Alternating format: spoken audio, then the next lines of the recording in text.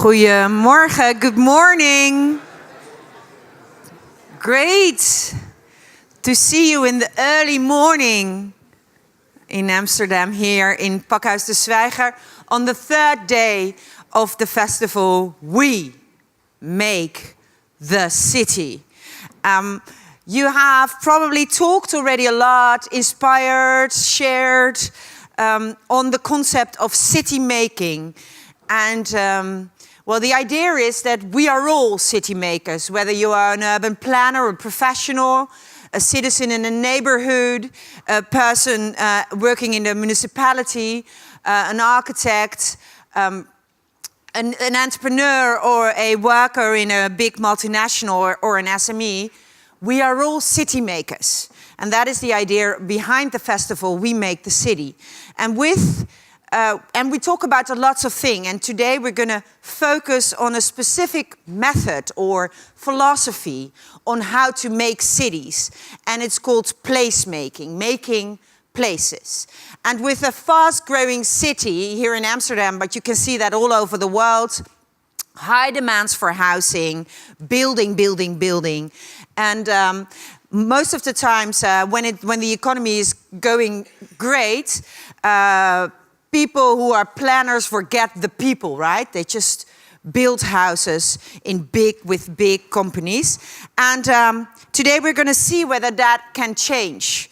Can we work in another way, plan cities, build cities in another way, where we use the ingenuity, which is, of course, in the word ingenuity is the word engineer, of common people.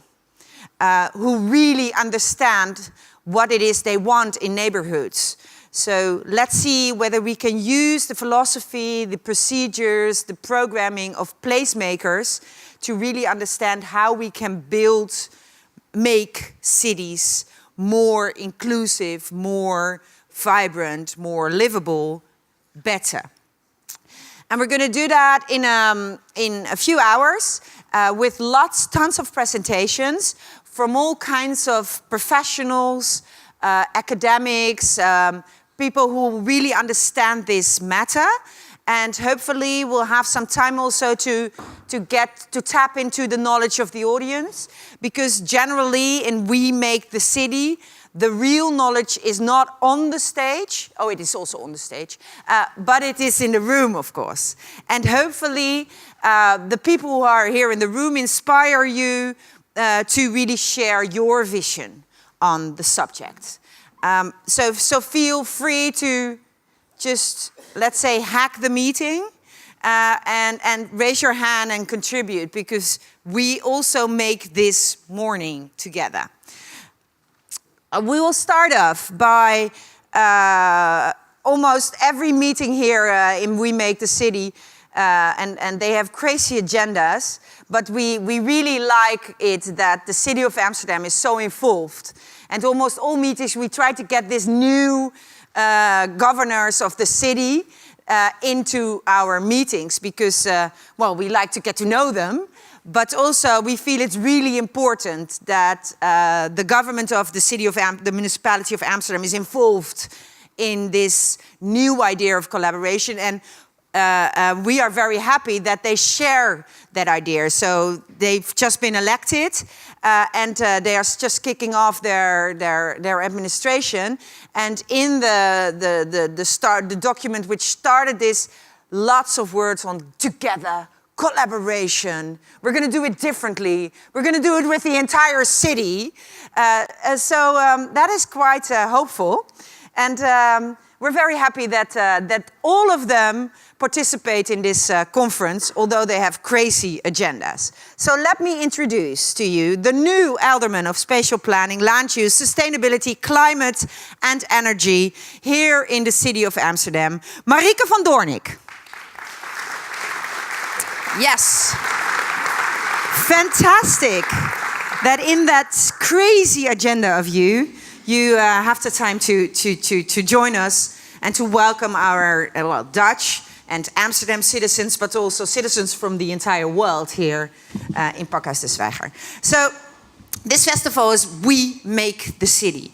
And if I would ask you, what would For you, what makes Amsterdam, what is for you the most interesting idea about the city of Amsterdam?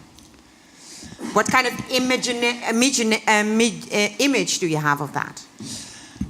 Well, I have many, many images of Amsterdam, and I think a lot of people have a lot of images about Amsterdam. And I want to give you two examples of how we built the city and what the city is. I was preparing yesterday evening for this day, and I was looking in through my books, and I have one book which is called The Amsterdam That Never Was. And it's a very thick book, and it's filled with great plans for the city that were never done, that were never developed. And this book starts not only in the times when we know our former alderman, Joop den Uyl, had the idea of tearing down the whole inner city and put big highways in it. But this book starts actually somewhere in the 16th century when they had new ideas about a new council hall. So we have so many plans that were never made because the city is not made behind a desk. The city is made by the people who live here. And another example of that, I think, is the beautiful exposition that our late Mayor Eberhard van der Laan has composed.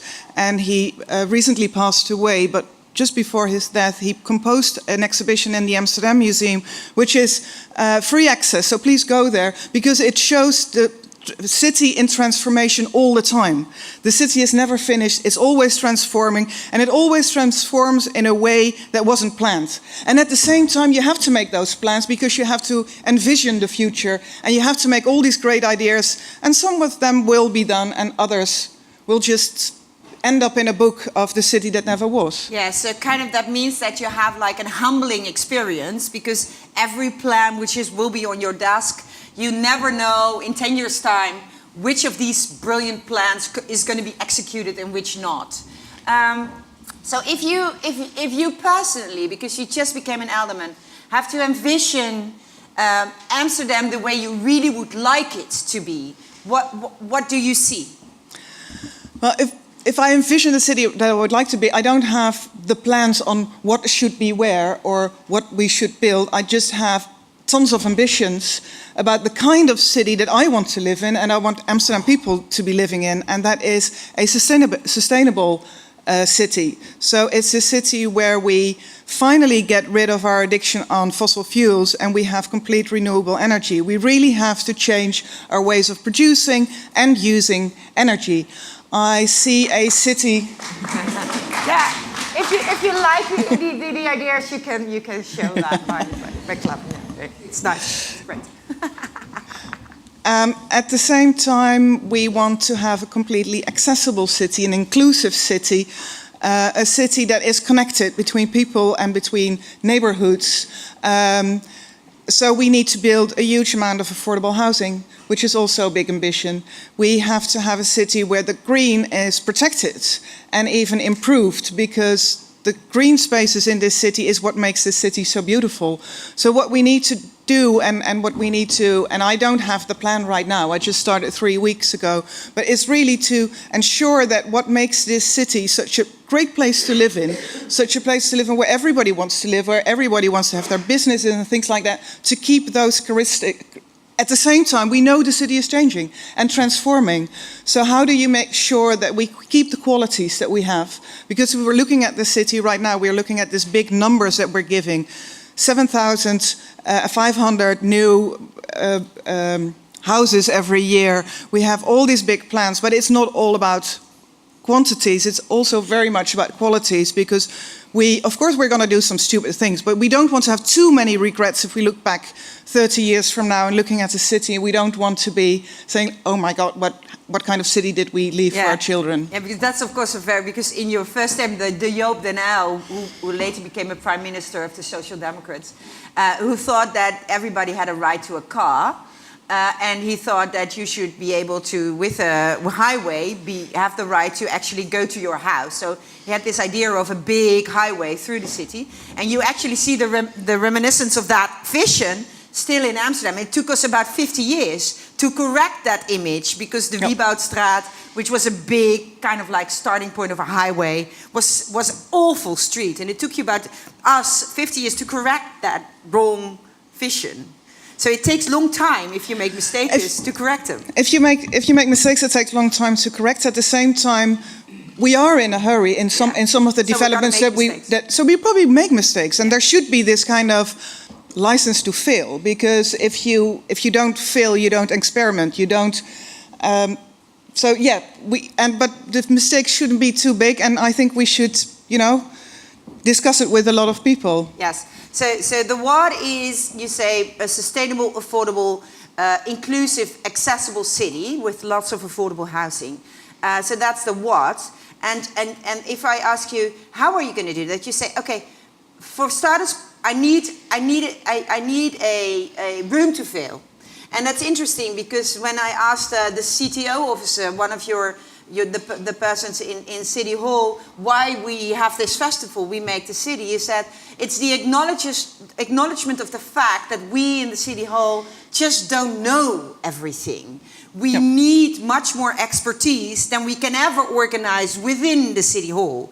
And that's why we have this idea of the Amsterdam approach, which is the starting point of this conference, We Make the City, a multi-stakeholder approach to making the city. So now we know what you want in the what, and so let's go to the how. So how are you going to make the creation of that vision of the city? I mean, is also that going to be different than in periods before this moment? Absolutely, absolutely. I think, how are we going to do it? By inviting everybody who wants to contribute to these ambitions, because those ambitions are quite strict. So affordable and sustainable, but everybody who wants to contribute, to invite them to bring in their plans, to bring in their energy, to bring in their enthusiasm, and to bring in their knowledge on how to build that city, and to make sure that also different ideas can cooperate and are brought together. And I think the role of the city government is not to make all those plans, but to facilitate those who have plans, and to connect people who have plans with people they might need in order to actually make those plans work. So I think we are a connector, I think we are a facilitator, and we need everybody. So we need the big investors, we need the multinationals, but we also need the people who collectively want to build solar cells on their rooftops. We need artists who want to have neighbourhood theaters in order to create social connections. So we need everybody, and I think the main thing what we have to make sure is that we do not have the big investors and the multinationals and the developers for the big things, and then all the nice creative people for the nice little social things. And I think that is a mistake that can easily be made, especially now in times when the crisis is over. So we invited a lot of people with creative ideas, and people who want to build the houses themselves, or people who want to create new ways of energy making, like the people on the Keuvel, where I think some of the visits will be this day, which is a living lab for sustainable energy and a circular economy. So we invited a lot of people to build the city when we were in crisis. And right now the crisis is over and there's money. And the fear is that the big people come in now and take over. And I think as a city government, we have to make sure that that doesn't happen. At the same time, we also, if we have this hurry, if we want to have all these ambitions, we also need the investors. But we have to make sure that people work together.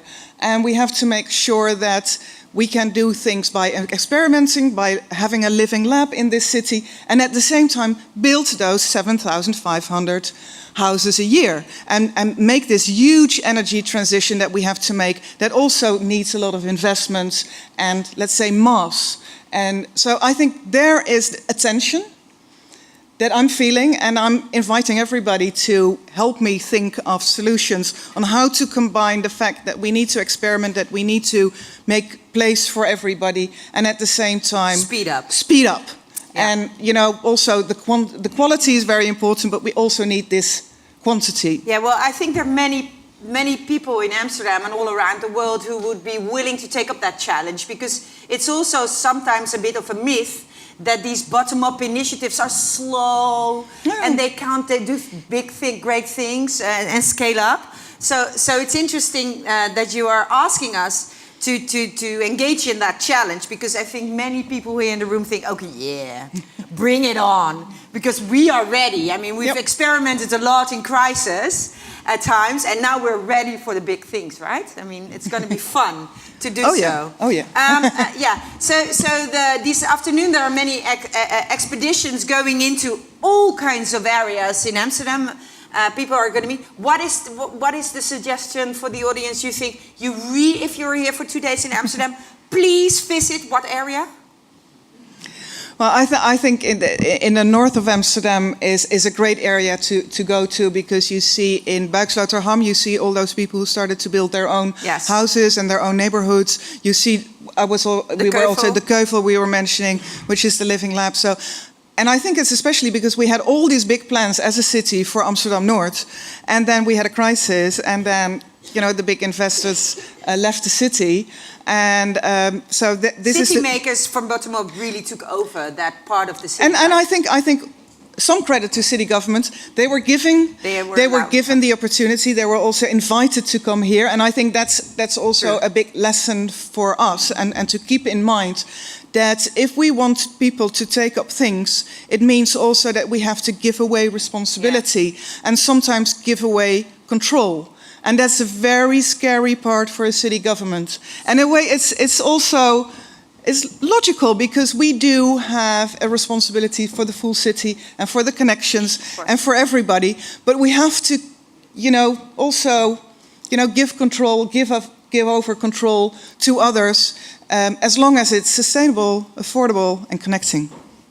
Fantastic. Well, lots of luck with your very, very busy schedule and your big ambition for this city. We feel challenged now, I think, so that's good as a starting point of a conference. Thank you so much.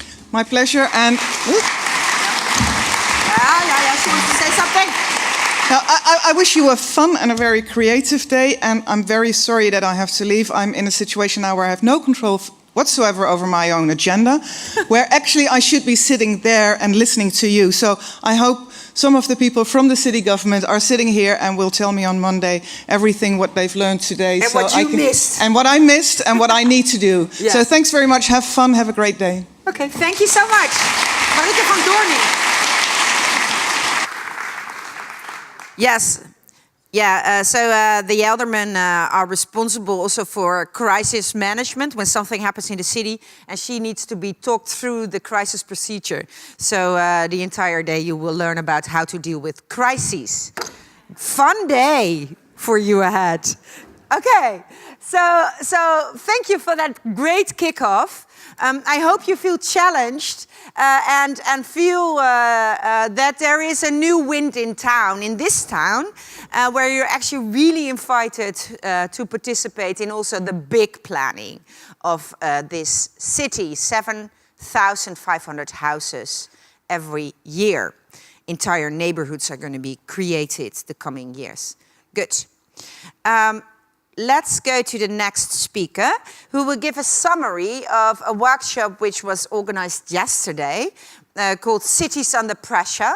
It was during the co-creating the city theme. Charles Landry was supposed to give that sum up of yesterday, but Thomas Stelmach was so kind to do that. He's an urban planner from Berlin. He's owner of a company, TSPA, and he's working together with UN Habitat. Give him a warm welcome to the stage, Thomas Stelmach.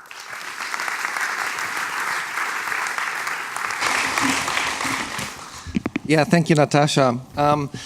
We had quite an intense afternoon yesterday, and it's hard to believe that everything we talked about and I tried to now tell you about in 5 minutes actually happened in a single afternoon.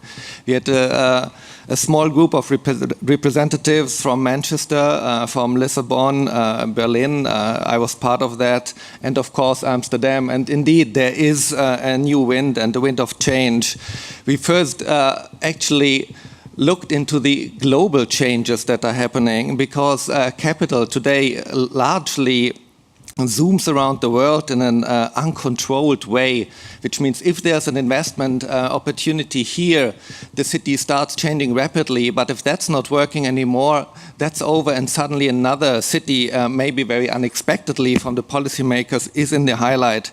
So there's a change of the quality of speed, how our cities develop, and often the nation states are unable to respond adequately, and the rules are not made to actually address this change and kind of keep it at bay. So maybe we thought the cities have actually more legitimacy and are maybe faster to act, but at the moment maybe not have sufficient instruments and the tools. So if we look at the manifestations at an urban level, the cities definitely show the good and the bad side of this change. They are certainly the places where the problems can be solved, but also where the negatives, inequality, for example, effects of migration are exacerbated, are most visible. So what kind of city do we want? What is the objective? To be honest, we didn't talk or discuss that so much yesterday because we kind of found that we all agree. And we just heard that in the speech, in the statement by the elder man. There is, of course, things we all agree on: the inclusivity, the ecologic, sustainable functioning of a city. And there's global visions for that. There are the Sustainable Development Goals, SDG 11 cities, the new urban agenda. So there is a common agreement what we want to achieve. The big question, though, is how? How do we get there? And this is what we started to discuss. And of course, we didn't find all the answers. But we felt that there's this deep yearning for a good city, for a better city at least. And why doesn't it happen? The one big thing we felt is that there are market forces and a financial system that is strongly in contradiction to that yearning that we all share. So our discussion turned to the question, how can we bend, maybe not revolutionize, maybe not destroy, but bend and steer these forces of the market to address these bigger purpose pictures, which are not anymore purely profit-oriented, but see value as a more general term than just financial value. So how can we integrate this idea into a system where the right to the access of the city, a certain kind of politeness and respect even to the environment, to each other, is integrated? And that probably requires a fundamental change of how economic systems work. So if there's a profit-making development project in the city, maybe it reduces social or cultural capital, maybe heritage is destroyed, maybe a neighborhood loses its identity. And all that needs to be aligned and kind of priced into the development so that this is actually either not being destroyed or taken care of in a different way, so that there's a more holistic way of understanding city development, not so much profit-oriented, but value-oriented. And of course there's strides. We have regulations to protect the environment. We heard yesterday a great story that because of a very reasonable requirement for a minimum sidewalk width in Vienna of 2 meters, neighbors who planted flowers on their sidewalks actually had them destroyed and moved away because it was against this regulation. So there is goodwill and there's efforts, but there's contradictions there. And so we need to kind of find a way to also go there, maybe one level up to a more fundamental level, what is good and not so much to a small scale rule-driven level. And of course, there's a light on the horizon. There's good examples in the city. So we need to look at them and find them and see how we can scale them up. And we agreed all, finally, to come to the end, that a fluid, a very rapidly changing, digitizing world needs a much more adaptive and elastic planning, together a cooperative planning. We make the city, the we is in there, for a good reason. By the way, we have a similar conference next week in Berlin, which is called Make City. And now, as I'm here, I said, oh my God, they forgot the we. And And I will certainly say that next week when I'll be on stage there. And so the rules, they are important, but they need to be flexible. They need to be at times tightened when necessary, but they need also to be loosened when adequate, or incentives need to be created. And this is all about kind of elevating, I think, everybody's awareness what a good city is, to create an advocacy for that better place. What do we think needs to happen next? Well, we want to turn this discussion in a paper and actually release it to Eurocities and publish it as a message from Amsterdam, Berlin, Lisbon, Manchester, and we hope that we can turn this into a movement for the future cities that we want. Thank you. And,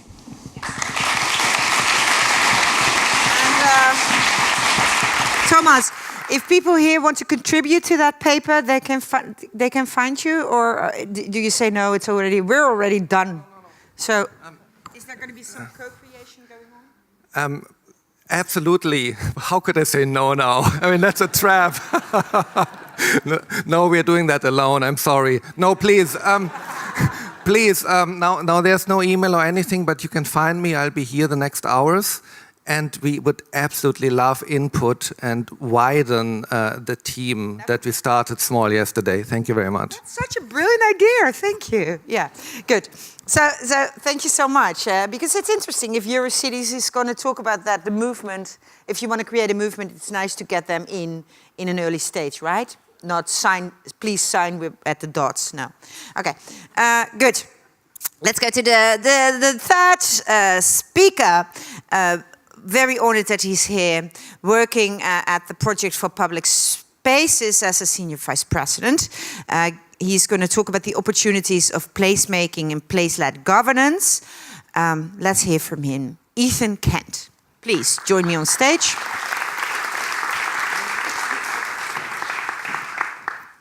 So thank you so much. So this is a really important group in a really important time. It's a fertile and fragile moment.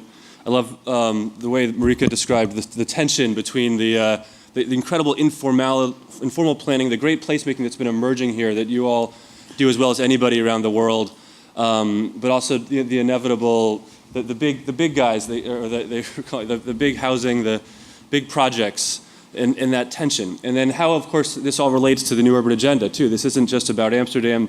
This is about how this conversation can inform and shape the new models that are going to support implementing the New Urban Agenda, the Sustainable Development Goals, because we don't have those models. We know what's needed. We know what the issues are now. We've described those pretty well. But we don't have the models to actually apply them.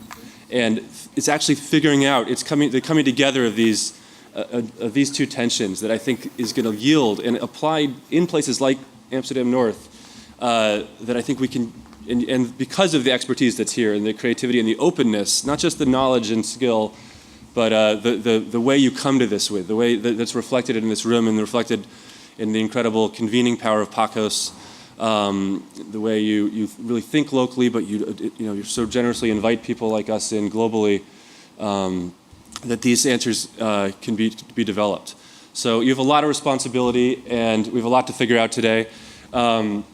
We shape our public spaces thereafter they shape us. We don't realize the extent to which our public realm shapes how we feel about ourselves. And indeed, you all are a great product of your city, of the cultural richness of the people that have created it before you. So not only do we make the city, but the city makes us. And we need to make that more powerful and more known. And we need to make the city make us make the city. We need to make it challenge us and empower us to make the city, not just. So I loved how Marika described the government as a facilitator. That's very rare. But we also need to have government build the capacity for people to make the city, to be facilitators themselves of placemaking. Right now, we're still leading the shaping of cities around development and design. And we're limiting what development design can do. We're planning in lots of silos. And to some degree, we're still shaped by this idea that design alone can fix things, that design can have a big impact. It can have a big impact. it can have a bigger impact if we don't lead with it. This, I got to go to the Guggenheim Bilbao on my honeymoon. My wife gave me 20 minutes to quickly see it so we could move on to something else. I thought it was a beautiful building, but as we got closer, the life of the city kind of died. It was more about just people were just consuming the building as an object, as a beautiful object. But I learned later that Frank Gehry says I do not do context. So, you know, and indeed, the people of the city told me that they loved the building, but they also felt it was insulting to the context of the city. It's a great city, there's lots of life there, but it wasn't about the city, and indeed every city's tried to copy this, and there's this decreasing returns to scale and just creating an iconic building to your city. It was hard to find the entrance to the building. I finally found it. These people were resting coming up the stairs. They had to step on the same foot each time on these long stairs. So we decided not to go in, but we wanted to go around to the waterfront side of the building where we assumed would be the most beautiful part of the city. And this is what it looked like. And so I took this picture to illustrate this quote by this mentor of ours, William H. White, who said that blank walls proclaim the power of the institution, the inconsequence of the individual for whom they are clearly meant to put down, if not intimidate. And moments after I took this picture, these two men mugged that tourist couple that had come up the stairs. They stole their camera. And I'm a New Yorker, and I wasn't brave enough to do anything, but I did tell police that, and they said people get mugged right here all the time. Yeah, but as you go away from the building, you start to see comfort and affection and human connection again. And so, you know, we shape our public spaces thereafter they shape us. We have to demand much more. We can still demand great design, great architecture, but we have to demand that it also creates places too. So we think if you plan for people and places, you get people and places. If you plan with people and places, even more importantly, you get people and places. And developers are realizing this. Big developers are realizing this. It's not that hard to convince them. They've just been doing it, they've been told to do it differently in the past. One big developer I've worked with in Chile says that public spaces are the new anchor tenant. If you know the public spaces are going to work, you know the development's going to work. You're future-proofing your city, your development. You're driving the market, not just following the market. And developers are going to realize that that's how to create the resilient marketplace. That's how to not have your place be unsafe in the future, especially if there's a downturn. Instead of leading with your tenant, your big architect, you're leading with the public realm, which is actually much cheaper. It's much and much more fun and much more about creating a lovable place. As Peter Grondal will say, we need to move just from livable to lovable. We learn from each other, but the livable city is something we need. We need more people to deserve a livable city around the world, but we actually think we can achieve livability more inclusively, more quickly, more in a more fun way through actually trying to create lovable cities. And you're very good at lovable cities here. You have one of the most lovable cities in the world. But how do you lead with lovability for these new developments? It's hard, and that's what I think Amsterdam North and some of the artist-led places. These are very lovable places, but how they attract livability for more while not destroying that lovability is the challenge. So we think we need to evolve from what we call a project-driven approach to planning to a place-led approach. So project-driven is all these plans that were threatening the city were very project-driven, the top-down plans, let's just build roads. But even housing or parks can be done in a very project-driven way, or any good facilities can be project-driven. Discipline-led is more the Frank Gehry model. Let's bring in the best architects, designers, creatives to come up with the solutions and do it in a more beautiful way. Place-sensitive is sort of best practice within the disciplines. It's doing a lot of engagement, getting the input. It's being sensitive to cultural, economic, equity, social, environmental issues, but it's still taking the data and spitting back the solution to the community. I think you guys are really good at that, and that's good. We need those skills even more. But when you're good at that, sometimes you actually block this place-led idea. So we think the goal has to be to get to place-led. We're creating places, it becomes a shared goal, but more importantly, building the capacity of communities to co-create these places. As the event yesterday was on the co-creation of cities as well. So building that capacity is key. So and we think that simply creates more shared value in the public realm. We're trying to we think placemaking creates more private value, but it creates a much higher proportion of shared value. So and that's what we need to keep demonstrating as well. So how do we do this? How do we start this conversation and scale up, and how do we get some quick wins as well? We have this idea called the power of 10. And we think that cities that have transformed themselves most quickly, most powerfully, new developments that have been most effective, are really defined around great public destinations. But these public destinations are defined around places at the human scale, at the scale at which you make eye contact with people, and that the places are defined around places where there's at least 10 things to do in them. So, New York I use as an example, but it's the stories, the processes of how these places transformed that's so powerful, and the governance of them that has to be learned from. It's not just people copy the design of them, and they often make big mistakes. That's where a lot of those mistakes are made globally, when they copy just the form of these projects. But the story, and none of these projects would have come to be through a cost-benefit analysis, or through doing a lot of data gathering, or really making a really rational political decision. It was actually through an unfolding and actually a very community-led process. There are community leaders that you can track back each of these projects to.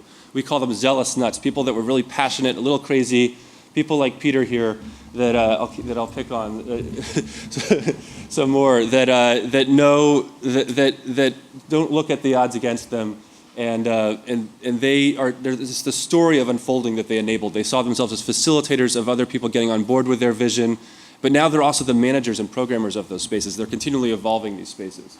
And so each of these spaces work at the place scale, at the human scale, and then each place has at least 10 reasons to be in it. It's excuses to be in that space. And we think that's actually how you best engage the community. It's not so constructive sometimes to talk about designing your development, about density. You get sort of more divisive conversations, but when you ask people, what do you like to do in a place? What would you do in a place? How can you contribute to more purpose to the space? Then you get really constructive answers. So we see placemaking is adding purpose and meaning to space, and the power of 10 is a tool for facilitating that conversation. So how do we build these campaigns citywide? We have to be doing a few things at once. We have to be transforming places, and you're doing that to a degree, but you're not yet scaling it up to attract and integrate with new development. And so placemaking, you have to take from the best examples around the world. We've been lucky to get to apply placemaking in many contexts globally.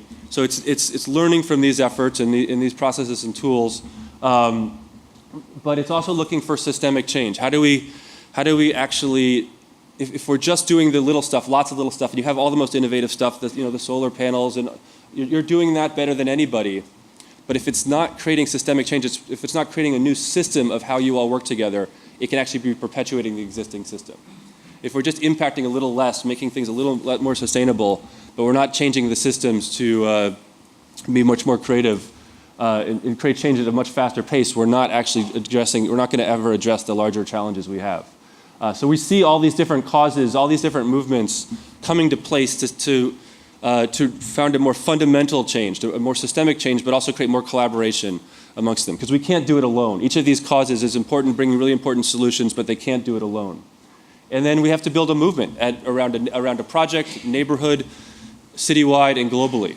And that's what you've been doing in Amsterdam. Over the last 10 years, we've been coming here a lot and learning so much from you as you learn from each other. But now's the time this challenge is now to take it beyond just the small projects, the activations, the fixing the failed places. So quick example, the city we've worked the most in is Detroit. And it's a city that's developing the story that I think of this lovable city. It's the city that is demonstrating that the cities that are going to succeed most in the future are the ones that allow people to help shape them. Not the cities that we consume. The most expensive cities in the world, unfortunately, the sort of livability approach correlates with high cost of living. It can an exclusion. But this lovability, the city that people can shape, that they're invited to shape, people that have lived there forever, and new people as well, are ones that everyone can help create. So this is what Detroit was like 100 years ago, exactly. This was the center of the city. But then in the turn of the century, 2000, this is what it was like, the same place. We developed a vision that attracted the $20 million that was needed to create a square at the center of the city, and that attracted the development that around it, attracted $2 billion of investment in the blocks right around it. So this is place-led development. And it was working to build the capacity of a nonprofit governance group to manage it at the center of the city. We've then worked with them since to do what we call lighter, quicker, cheaper plans. Not a master plan, not a design, but short-term, low-cost changes that this is the photo simulation that could be implemented within a few months. So we put a beach, right when Detroit declared bankruptcy, we put a beach right at the center of the city. And they realized the city is really, it's about its people, and that's the resilience of the city. It's not about the city government had no money to put into any of these projects, but it was a resourcefulness, there was philanthropy, and there was some private sector investment because of people wanting to move back downtown again that made these projects work. So what it's like in the winter, here was the beach, this temporary project that cost about $100,000 to implement, and they put it back every summer.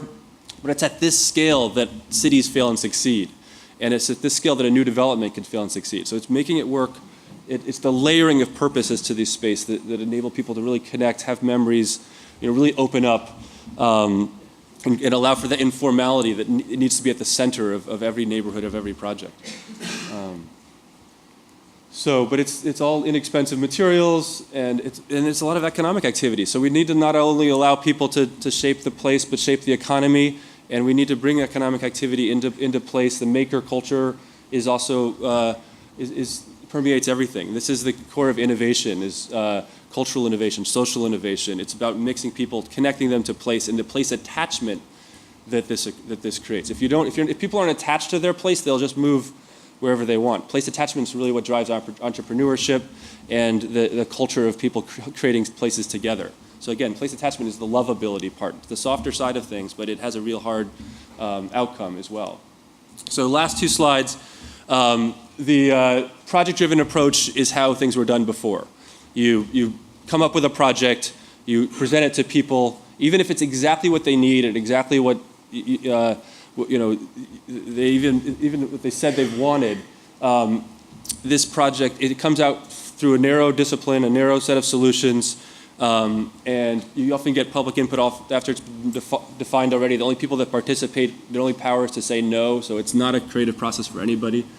So we think placemaking needs to turn this process upside down, inside out, to start with the places, start with the public spaces, and start with the people to find the assets, in a region, do the power of 10 exercise. We have this place game that Placemaking Plus and Stipo use all over the Netherlands, that you can use to frame the conversation. This is what we did this exercise in The Hague a couple days ago with the Innovation District there. But increasingly, we actually start doing things too, short-term experiments, especially with new developments. That's what you've been doing. But you use these places, these temporary places, to engage people and build capacity and debate things. And you want conflict, and you want to keep going with their leadership and ideas, but also figuring out who's not included, who's not invited, who's not in the we of the WeMakeThe.City, and build this capacity. But these models are going to go viral. When you create projects that are defined by people and places, that show people being happy and loved and loving, the images of those experiences in those places are really what are going to sell the future of the city. And it's the models that create those that are going to then make these go viral. So we're going to learn a lot about this from you all, and we're going to take these messages and examples globally. So thank you so much. Yes, thank you. Stick around for a short round of questions, if comments, because let's kick off with some interaction now. Who wants to share something? Yes. One of our frequent visitors in Pakhuis de Zwijger. Yes. How can you involve the people of the lower class that keep in their houses and are difficult to reach? Yeah, no, thank you. Good question.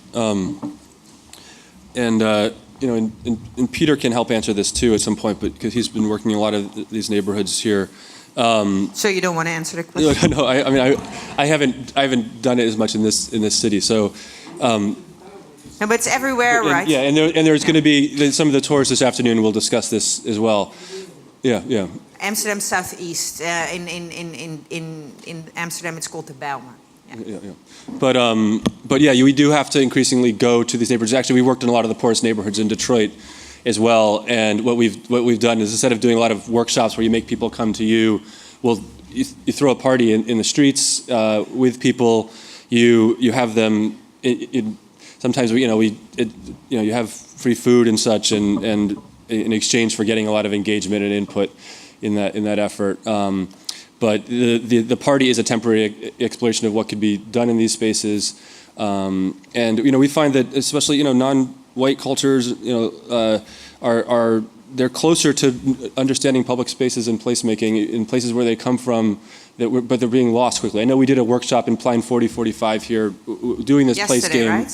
Well, yeah, yesterday, but a long time ago we did one with my father, and just the conversation between these different groups, using these exercises can be very constructive, where people really listen to each other and they realize they're co-problem solvers, and where there's conflicts between these the migrant communities or other communities. But what you say, it takes an effort. It takes an extra effort to include people who are sometimes not used to being part of participation or co-creation, and you need to find things which actually invite them to join, whether it's a street food party or it's a game or it's whatever. But they are experts. They are experts in this, sometimes much more, and it's a great conversation to have when you get to have it. Everyone loves to be asked about their public spaces, what they would do to improve them. Everyone has great ideas. Whispered from well, not actually whispered, I would say, but quite loud. He doesn't whisper. I've never heard him whisper. You have to go to them. You have to go to the people. You cannot have like a venue like this and say, please all take the tram and come here. You have to go out to there. them. Yeah, definitely. Okay, good question. Always a thing to recognize. Yes, Miss. Hello, I want to, it's basically a reaction on the answer which was given. Who are you? It's nice to know. I mean, I said frequent visitors, so Yeah. My name is Roos Bouterse. I live in Amsterdam, one of the citizens, and I'm very much engaged for a very long time in community development in these so-called poorer areas. And the remark I want to make, it's not so much about making an extra effort, but along the years, it's more really making a change of mind, a mindset. And the mindset is, one, the people who live in these so-called poorer areas, they know the solution. Mm-hmm. And two, what they often find is that local government it's not so much supportive, and three, the need from the people, they have an international outlook on life, and what I found is that in terms of changing the mindset is trying also to engage the countries from where the people, those communities come from. And that is what is, at least in Amsterdam and in Rotterdam, The Hague, what I saw, what is often missing. And that is a shame for cities that call themselves international. Just a remark. Thank you. Yeah, so there's also, very good.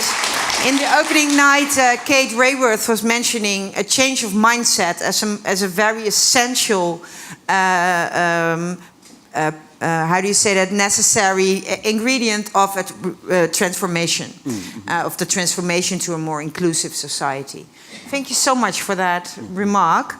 Also, of course, getting some leverage or understanding, getting the culture where they came from, the background into the process. Can you say something about that? Yeah, no, I think this illustrates how we need to do much more than just be sensitive to these populations, just get their input, just engage them, but really turn this upside down to let them drive and define their neighborhoods and their places, and that's what's going to create a much richer city for everybody. But it does come down to we really do have to reinvent government, and that's where this idea of place governance. And the best public spaces in the world are informal markets, squares that are informally governed. There's a place-led governance. Everyone's competing to contribute to the shared value of their street, of their place, and they're not so much actually in the sort of Western parts of the world. So we need to allow and support these to emerge in neighborhoods, especially lower income neighborhoods as well. But we also need to figure out how to institutionalize place-led governance, more. That's where. So you have these area managers here, that how they can become they can be some facilitators at the very local level. We think you need governance at the destination or neighborhood level that communities can interact with, so they don't have to figure out how to navigate each department and all the bureaucracy and regulation. And the facilitation should really occur, I think, on that level to build the capacity of communities to shape themselves. Okay, thank you. Yeah. I'm going to look. One last remark, please. Yeah. All allowed. Good. I'm Michiel. I'm a PhD student at the Department of Sociology, and I want to make a bit of an advertisement because tomorrow people from the Bijlmer in the K-buurt are organizing a workshop, and those people are really making the participation process themselves. It's way more interesting. They had a participation strike because they wanted to contribute any more to your participation process. Wow. And I'm studying it, and it's brilliant, and it's way more interesting than what's happening in Amsterdam North, I would say. Good. Yeah, so it's a great example of where there was a participation process organized by the government, and they thought they were not acknowledged in their autonomy, and they had a participation strike, and now they do it themselves. It's studied by the University of Amsterdam to see what comes about. So it's interesting to go there. The K-buurt, it's a modernist area in Amsterdam, so every neighborhood has a letter. So it's the K neighborhood. And it's in Southeast. And I'm from the north, and I will never say that in the north it's not interesting. Okay. Thanks for that small commercial. Let's see. But so we need good competition. Yes. Between lots of places, and I hate competition. Yeah. With this good competition, we need people. The past has been people competing to take value from place, to extract value from their location, from the street. And we need everyone turning around to compete to contribute to these places. Yeah. And No. Thank you. Yeah. Yeah. Nice try. Thank you so much for your contribution. Thank you very much. Awesome. Thank Cheers. you. Yeah, Cheers. give him a hand.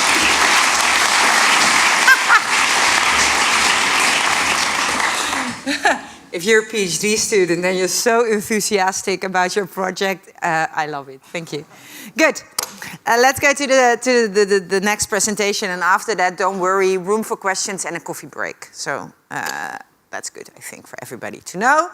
Let's go to the director of area developer AM, and he has a new principle which is called I Am You.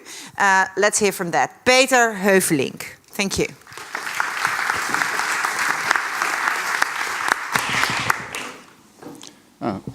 Good morning. Thank you very much for giving me the stage to talk about the principle we have in the AM office and the colleagues we operate with to make better spaces and areas and projects.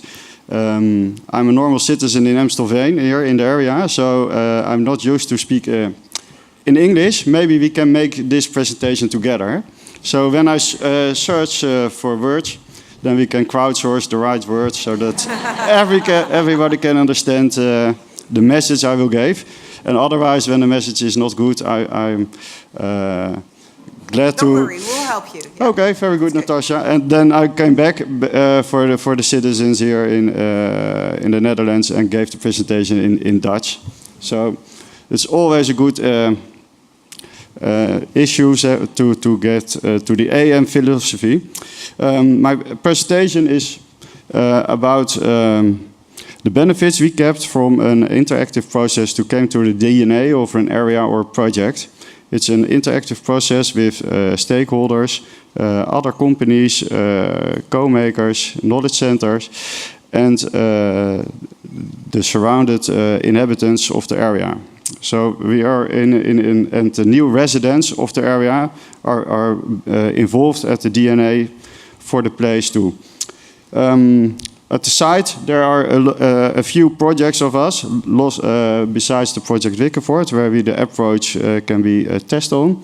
That are projects of AM in the approach. So also the Belmer Bias. It's open in the afternoon today. So always you can go to that. It's in the southeast as well. It's in the southeast. Besides the north of the Belmer, of the K neighbourhood. But when you have about DNA, so we have to watch to your own DNA, your family DNA. For everybody is that different, but it gives you an insight of who you are and why you are here. And for my profession, that my grandfather of my father, it's long ago, was a cabinet maker. And he was asked for making architecture for villas for residents in the neighborhood of Apeldoorn. It's a village of a city at this moment in the east of the Netherlands. But it was not standing still. So my grandfather, my aunt, and my uncle, and my father became architect too, at other skills. So it started in the family with the cabinets, the furniture, and it ended by hospitals and other bigger buildings. But my mother always said, "I'm not another architect in the family of Heuvelink." So maybe I listened to her, but my interest was there for the area and the buildings. So I'm a real estate area developer at AM at this moment. But AM has also a DNA. We are a company with 200 colleagues and with all a specialism. There are landscapers, surveyors, urban planners, architects, real estate developers, and we're all in one office. So we can integrate and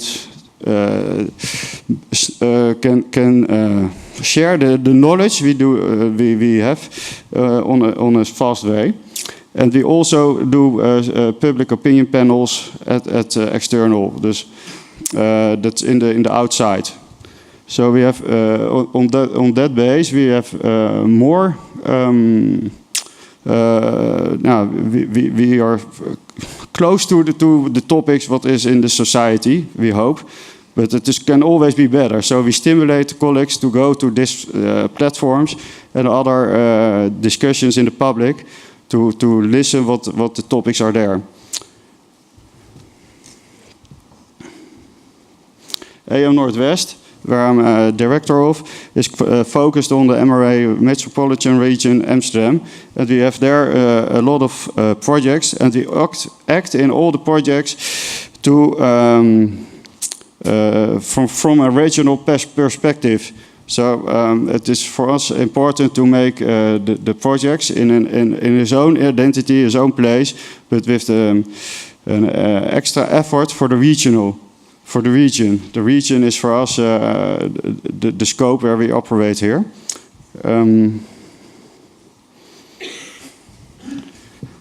Through participation on all levels, we are looking for the best program and identity for the location of the area at that moment. So that is on Wikkervoort, but also in the Bias Kwartier or at other projects in the city.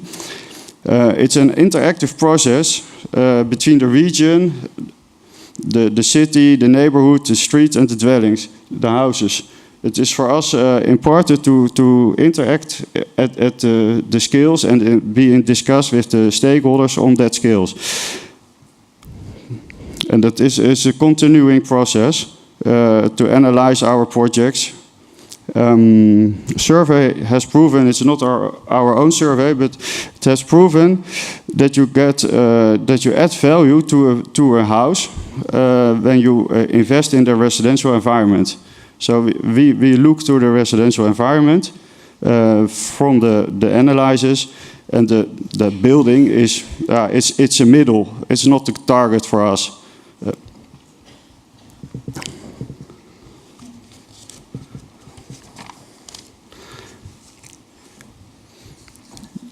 We've learned in the crisis that for the sustainability approach, that we have also the same process. You can always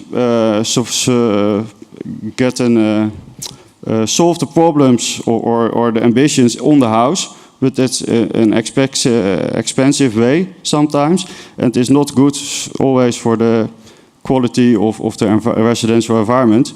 From is it a livable place or a lovable place? Peter, it's the same name, eh? So we can cooperate together. And also there, it's from the region till the house. From what can we solve on which scale? Then we have to cooperate more than we do now, and with the local government, because the local government owns the public space at this the most places. So we have to cooperate and have more entrepreneurship at that. But we don't know it alone, so what I mentioned. And so we cooperate with the universities and other companies and specialists. We facilitate to get the best effort on the space. Wickevoort, where we have tested this approach or formed this approach, is a project with 800 dwellings, where are included with 250 social houses of Eigenaard, a social corporation here in Amsterdam, and 100 rental houses by Bouwinvest. So there's other differentiation in the neighborhood, in the area, than a normal project in the last times. And it's situated in the Haarlemmermeer near Hoofddorp. The approach, the process, what we go through is in 9 steps. And the one, it looks like 2 donuts from Kate, but it's a little bit different. But we also communicate in circles, because it is ongoing, and finally you want the best for the place and the most effort that you can reach for the surrounding. By Wickevoort we have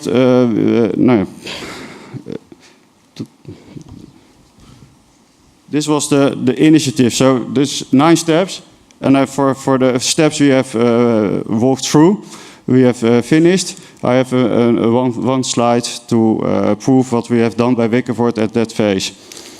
Dus the first phase is the initiative.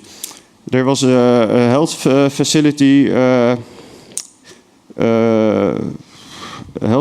of Sign, and for epileptic patients, and they want to shrink their location because of the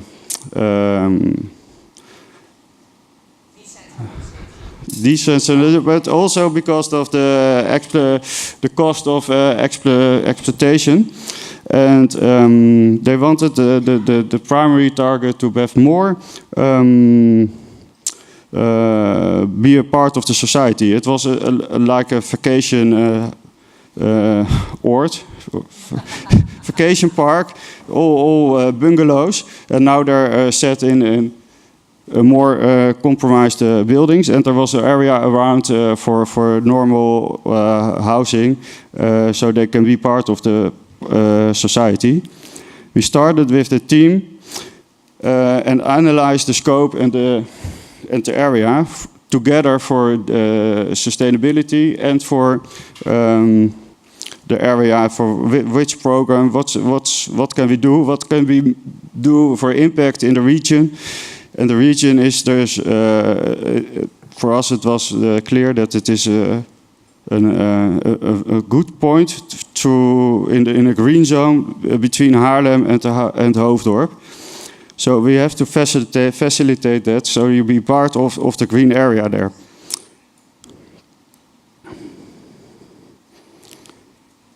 And we're looking dus also for solutions outside of the area. We worked this out in a vision because it was a tender, and there was the landscape. The existing landscape was primary target to integrate in the vision. So that's the next step. Then we have to work this out to concept DNA. So here's a part of the team lying on a couch or a kussen on a fat boy, maybe better, and they are listening to music. So we have had a workshop with interactivity and all the theoretical plans were put in the DNA. But also your senses. So we also smell to senses and to get which association for the place and the area. Dus for us, it's also besides the right part of the brain, also stimulate the left part of the brain. And there was a concept DNA. We all the concept DNA was based on a vision, and this is a mood board of a collage of people who lived in the surrounding, the local government, the council, the village council. We took the surrounding to test the DNA, and we will finish it after we have the workshop. We test it also by the new residents, future residents, with the public opinion poll, digital. And then there was virtually the gebieds, the area concept finished, and the DNA. Dus the most important schakel. That's the crowdsourcing. Link is the most important link in our process. So we have and we can update it, but we won't but then we go through the left part of the circle again. The DNA was mentioned characterized by 4 core values. 1 is the holiday feeling. 2 is the outdoor life. 3 is the unconstrained collectivity and the right ecosystem. And how will we kept it in the planning, in the design of the area? So the holiday feeling, you have to be experience the feeling when you come from your work and the suit come off, and then you're on a sort of camping site for your feeling. So that's the estate feeling of the Wikkewoord. It has to be a pleasant and relaxed atmosphere. And living in with the view on a green landscape. Also there are playgrounds in the identity of the space. There is an urban farmer which already used the area there. And we haven't started there with building the houses at this moment. That will be in 2019. But it is for the placemaking a part, because urban farming is good, the farmer for the area.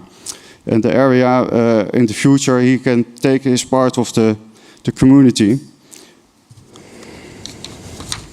The outdoor life will be integrated in the plan by the verandas and big windows. The houses are situated in your living room, situated at the public space, the green public space, where the pedestrians and bikes has more priority than the cars. The unconstrained collectivity will be secured in the plan by share items. We have almost a contract with Peerby, and we will build a barn where people can share their equipment or other things. We will for a concept for car sharing to reduce the second car, and we have the facilities of sign for the swimming pool, care facilities. So there is an interaction between the people of sign and the community. The right ecosystem is the urban farmer has his own land in the neighborhood, so he is everywhere in the plan. The yields from these gardens can be used in the catering of sign, and sold in the farmer's shop on the location. So after that, we had the DNA. We used that DNA in assignments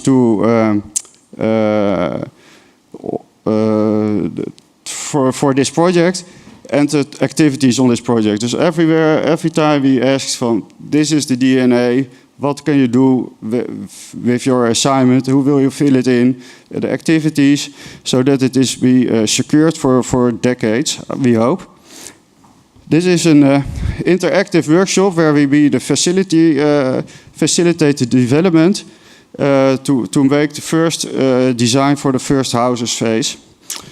That was with future residents, and they have given their input, and that's why there are total other different houses than we had thought there. This is from this workshop, this brainstorm. This is the result that we will build, because we finished this stage in the process. And the next step is to construct the process, these houses, and the risk of market is also gone. So that's why we can make other sort of houses, because we have tested in front, and not what we are doing at the past, more similar and more normal buildings. We want to make the change. So finally, Wickevoort is a sustainable community of the MRA, with their own identity, community, and based on the specific DNA. Thank you very much. Well done. Tough.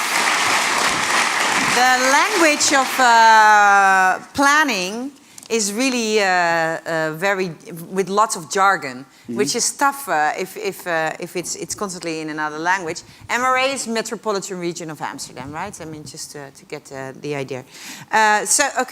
So you say, actually we created with this idea of participation and thinking from the DNA of a neighborhood, getting the essential aspects out first, you created a different business case, because you already know whether there is a demand for the things you want to build, because you already included the potential buyers into your process, right? It's a different business case now. Yeah, it's a different approach, and it gives another better business case. Yes. Not only for us, but for us it's only to manage the risk. Yes. To sell the houses, but the other thing for us is the residential environment. We want that the people who buy a house at AM, that they have a much longer life. That's one of the statements at the Belmer Bias, that when you live there, that you live two years longer than normal. Okay. In another area. In another area. So there's a big ambition at the Belmer Bias. Interesting. Because it's healthier and nicer to be there, and you live longer. The funny thing is that, of course, I was thinking about the relationship between the placemaking presentation, is that public space is the anchor tenant, and that's exactly what you've shown. It was a Dutch chart, but you show that the value of the property is constructed also partly on what public space is in the surrounding of that property. Yeah, the value of a house, the building, is everywhere is not so fluent. No.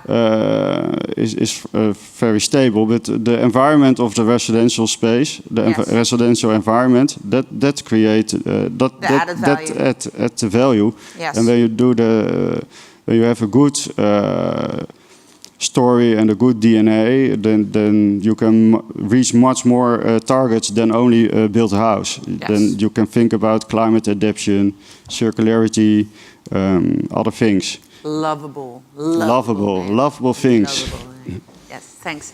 I'm looking at the room, but I guess because Peter is also in a panel after the break, we'll hold the questions for that part. Thank you so much for now. Give him a warm thank you. Okay. So, coffee break, and then after that, for all of you, I'm also gonna make an advertisement now. So after that, we'll start with poetry, very important because the art should always be in, and then there's going to be an introduction from Stipo Hans Karsenberg to introduce 3 panels, short panels, where we have all these different stakeholders at the table, and we'll discuss different strategies for collaboration, placemaking, and it's going to be quite intense. And then at 12:30, we'll introduce to you these different expeditions for the afternoon, right? So take a break, breathe. And then we're going to go into quite a quick, energetic way, have 3 panels on all these different approaches. For those who don't know, Lovable, what's going on with the Lovable? There's stickers now, so everybody can do it from livable to lovable. And of course, it's because our late mayor, which already was referred to by our alderman, said in almost his last big interview before he died, what do you hope for Amsterdam? And he said, I hope the city will stay to be as lovable as it is today. So many people refer to that quote now in Amsterdam.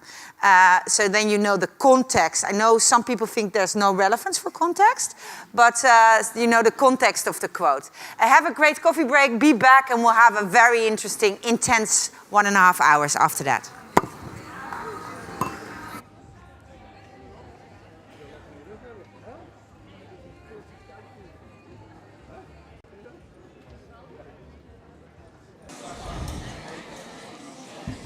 Okay, so if everybody can just stop their informal talking and please take their seats.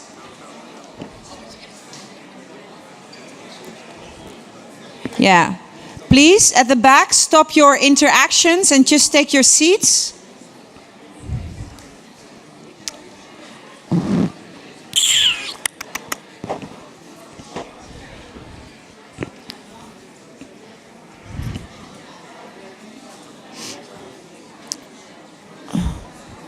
It's always funny, you can never have a coffee break of 10 minutes, of course. That's impossible with 200 people in the room. Yes. Very quickly now. So let me just quickly before we start, tell all people in the panels that we have taken 5 minutes out of every panel because we are now 25 minutes late in the schedule, which is fine, but the buses are waiting for the expeditions at 12:30. Yes. Okay. Can I have silence in the room? Shh.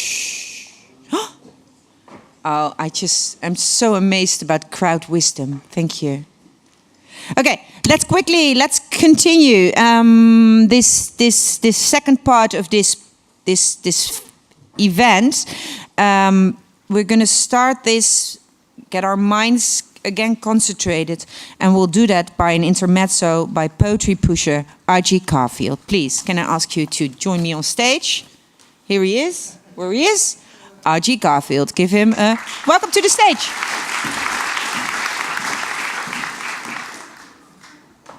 I'll move back a bit as a writer, and of course, shy for great groups of people.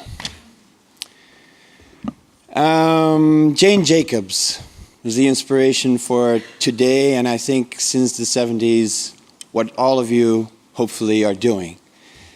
It's what I was told, is what I learned from the internet, is what I learned from almost but not quite reading her book before I would show up on this stage today. Still, I used one of her quotes to inspire me for the following piece. There is no logic, and I adapted it a bit. There's no logic that can be superimposed on humankind. I've told myself this many times. I've said, self, in what ways exactly is it you that I answer to?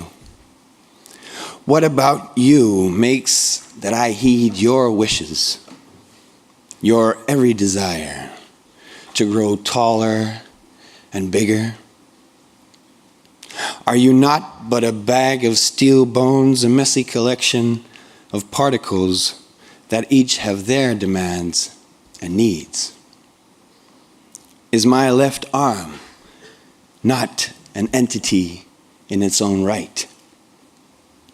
At night, when all the lights inside me are dimmed, except those in backdoor kitchenettes where a painter or a poet is cooking up his masterpiece, or just any piece, who is it that decides my arm will quietly lay down next to me, like a lover under the covers of an unmade bridge that is my home?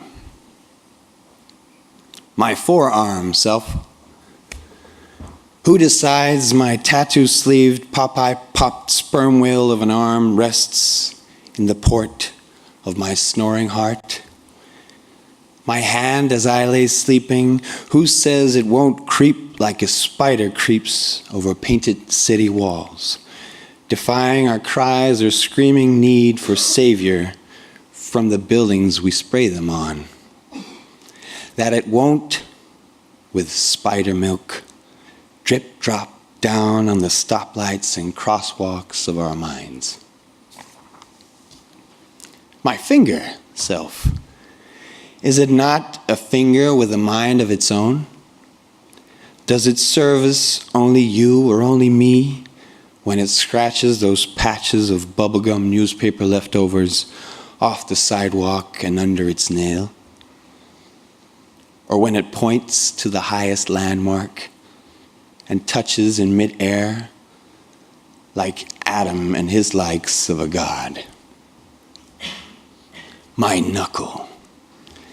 Did it not hit you to its bleeding core for its own self, for its right to drown in the sorrows of the whiskey tumbler it knocked on, looking for love and affection in a bar called Love and Affection?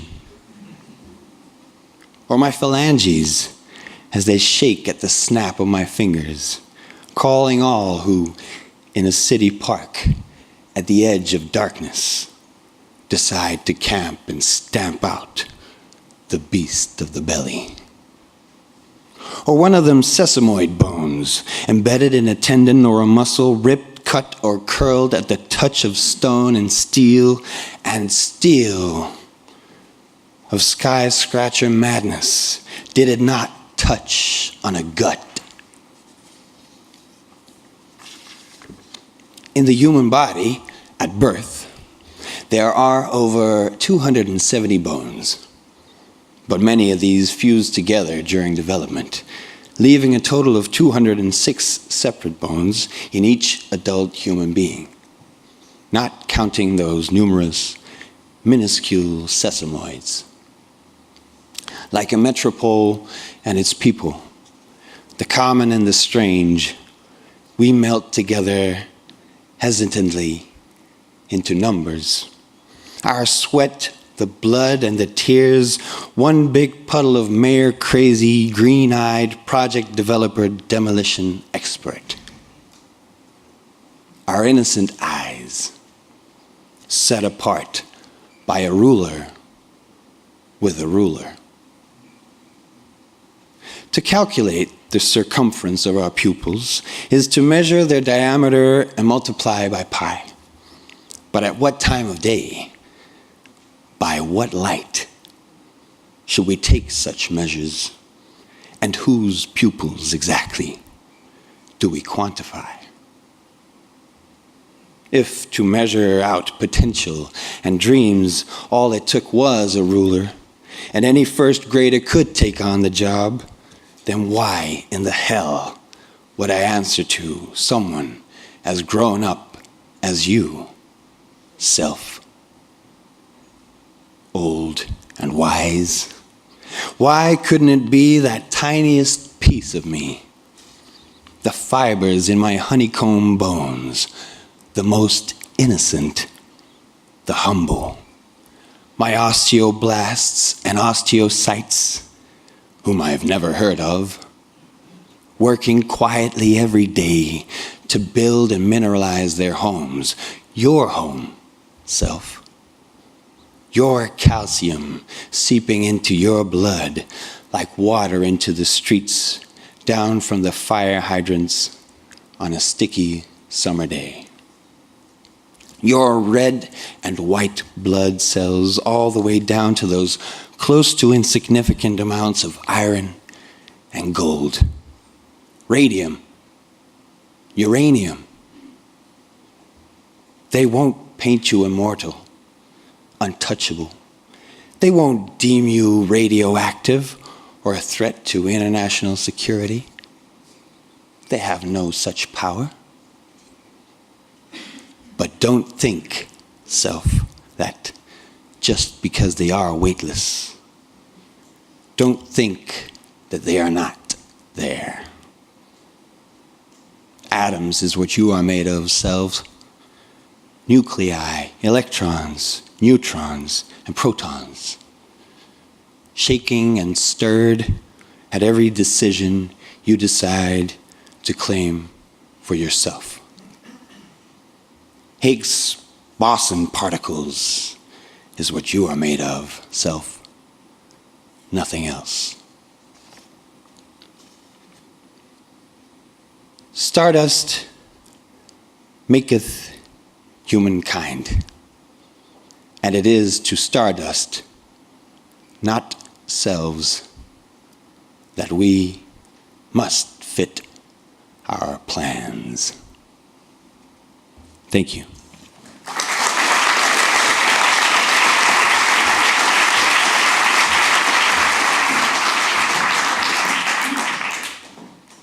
Thank you, I.G. Caulfield. Well, after this humbling experience, Stardust we are, let's continue. And I would like to ask the partner and founder of Stipo to join me on stage to give an introduction to the panel discussions which will follow soon after that. Give him a welcome to the stage, Hans Karsenberg.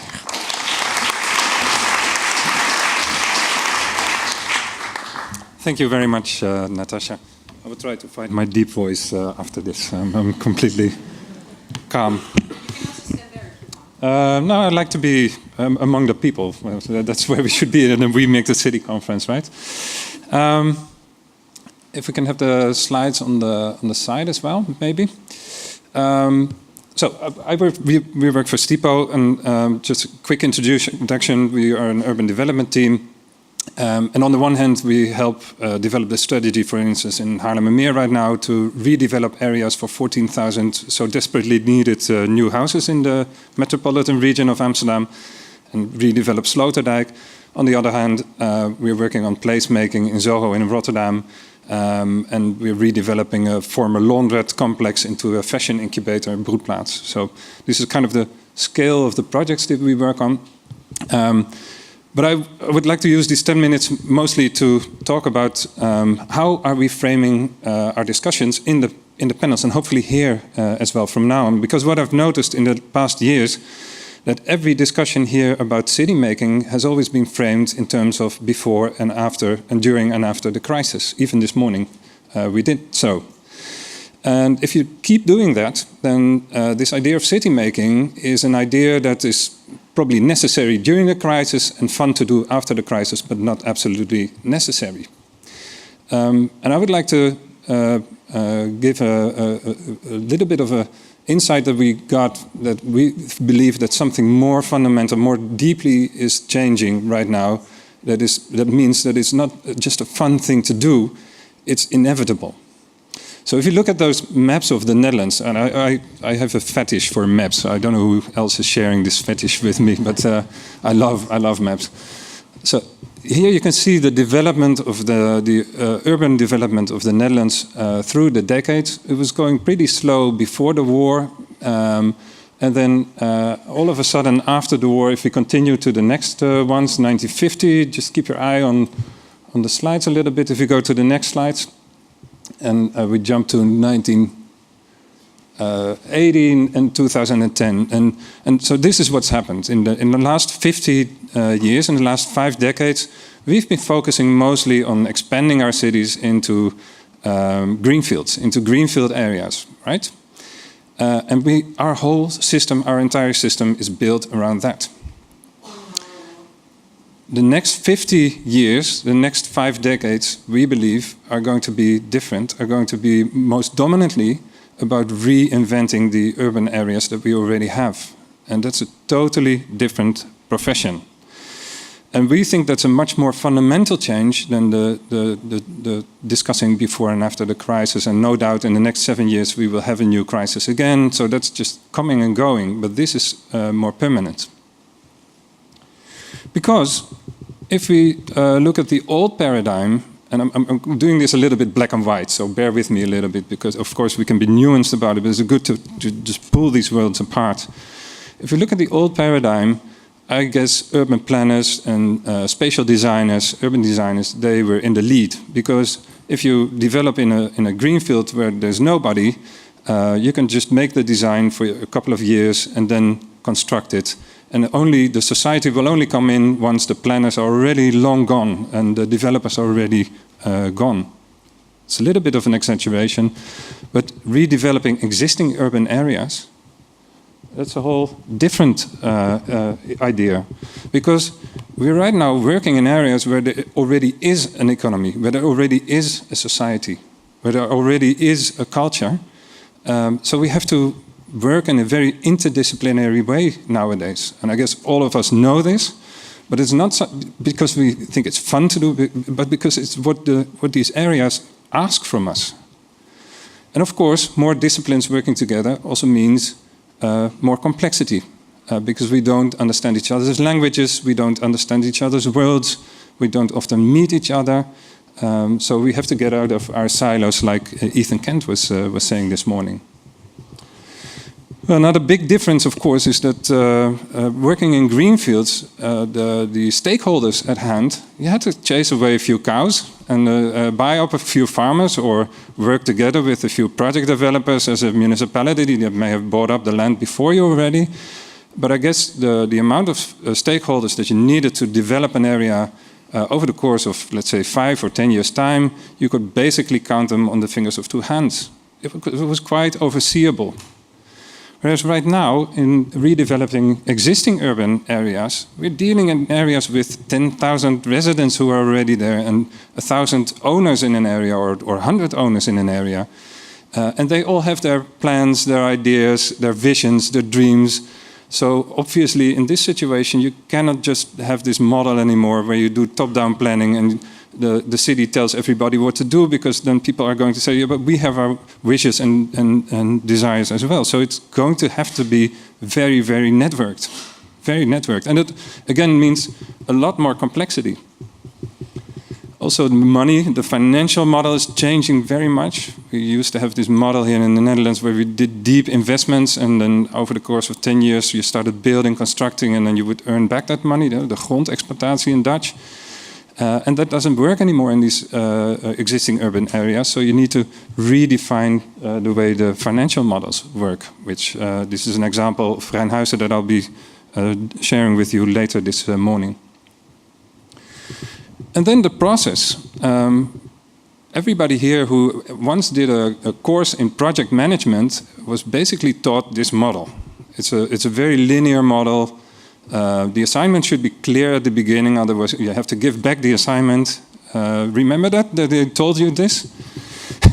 And then you start making the plans and you implement them, and then you get the maintenance phase, which is true for a rural area that you develop into housing. But of course, in an existing city, it doesn't work like that anymore. We have these circular models now, or I never know how to draw that actually. But the maintenance is already there. You can't take a long time to build visions because people want trust. They don't want to talk all the time. They want to do as well, to act as well. If you want to build a trust, you have to start acting now. And then from that, you will see that new imagination comes up and you can make bigger plans together. So it's a much more iterative process in which there is no difference between development and management and maintenance anymore, or placemaking or place management. So, and again, this is a much more complex process, of course. So we got it out of this time when we thought that area development had a clear beginning and an end, and then we had the time that we thought, okay, the planning phase is taking a little bit long, so maybe we should use the years leading up to the implementation for catalysts, like the Strandje Blijburg, right? That was the whole idea, to catalyze the development of Eiberg, to use the in-between time. But right now we're in area development 3.0, where there's no clear beginning and end anymore to what it is that we're going to do. And by the way, this model in Amsterdam standards is called the Plaberum, right? It's a very linear model, and it's a good model, it's a well thought through model, but it doesn't work anymore the way it should in existing urban areas. So, and then we get from a complicated system to a more complex system. And these are two different words. Complicated is very hard. It was very hard to build good neighborhoods in those green fields. But as long as you stick to the plan, as long as you stick to the blueprint plan, the linear planning, then you will get there. Like a landing on the moon is often the metaphor used here. It's very hard, it's very complicated, but once you stick to the blueprint plan, you will get there eventually. It's a kind of a linear plan. Whereas complex systems, they change when you do something, and the reality changes with you, and you need to adapt and reinvent again. So these are much more iterative processes, and for those of you who are parents like me, raising a child is often mentioned as a more complex system. And in complicated systems, you can be very rational. In complex systems, you also need your intuition and experience and the sense of place and the two parts of the brain. So I've been picking up on these words that all the other speakers have been mentioning as well. And I think we're all in this paradigm change. So, and by the way, bottom-up versus top-down doesn't work. Either bottom-up doesn't work or top-down doesn't work in this situation. We need those worlds to work together, really, to have an equal voice at the same table. So that's what we're trying to do in our... We came up with this horrible, horrible word called middle up down. But we can also just say city making, I think.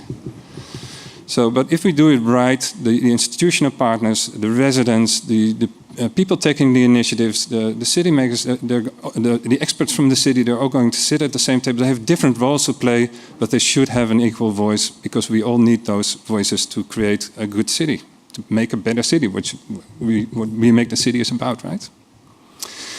So, I hope that in the panel discussions, we will not be talking only about before, during, and after the crisis anymore, but I hope we will understand that we're in a much bigger paradigm shift right now which we call From Making a City to Being a City. So maybe the next conference should We Are the City, or I don't know.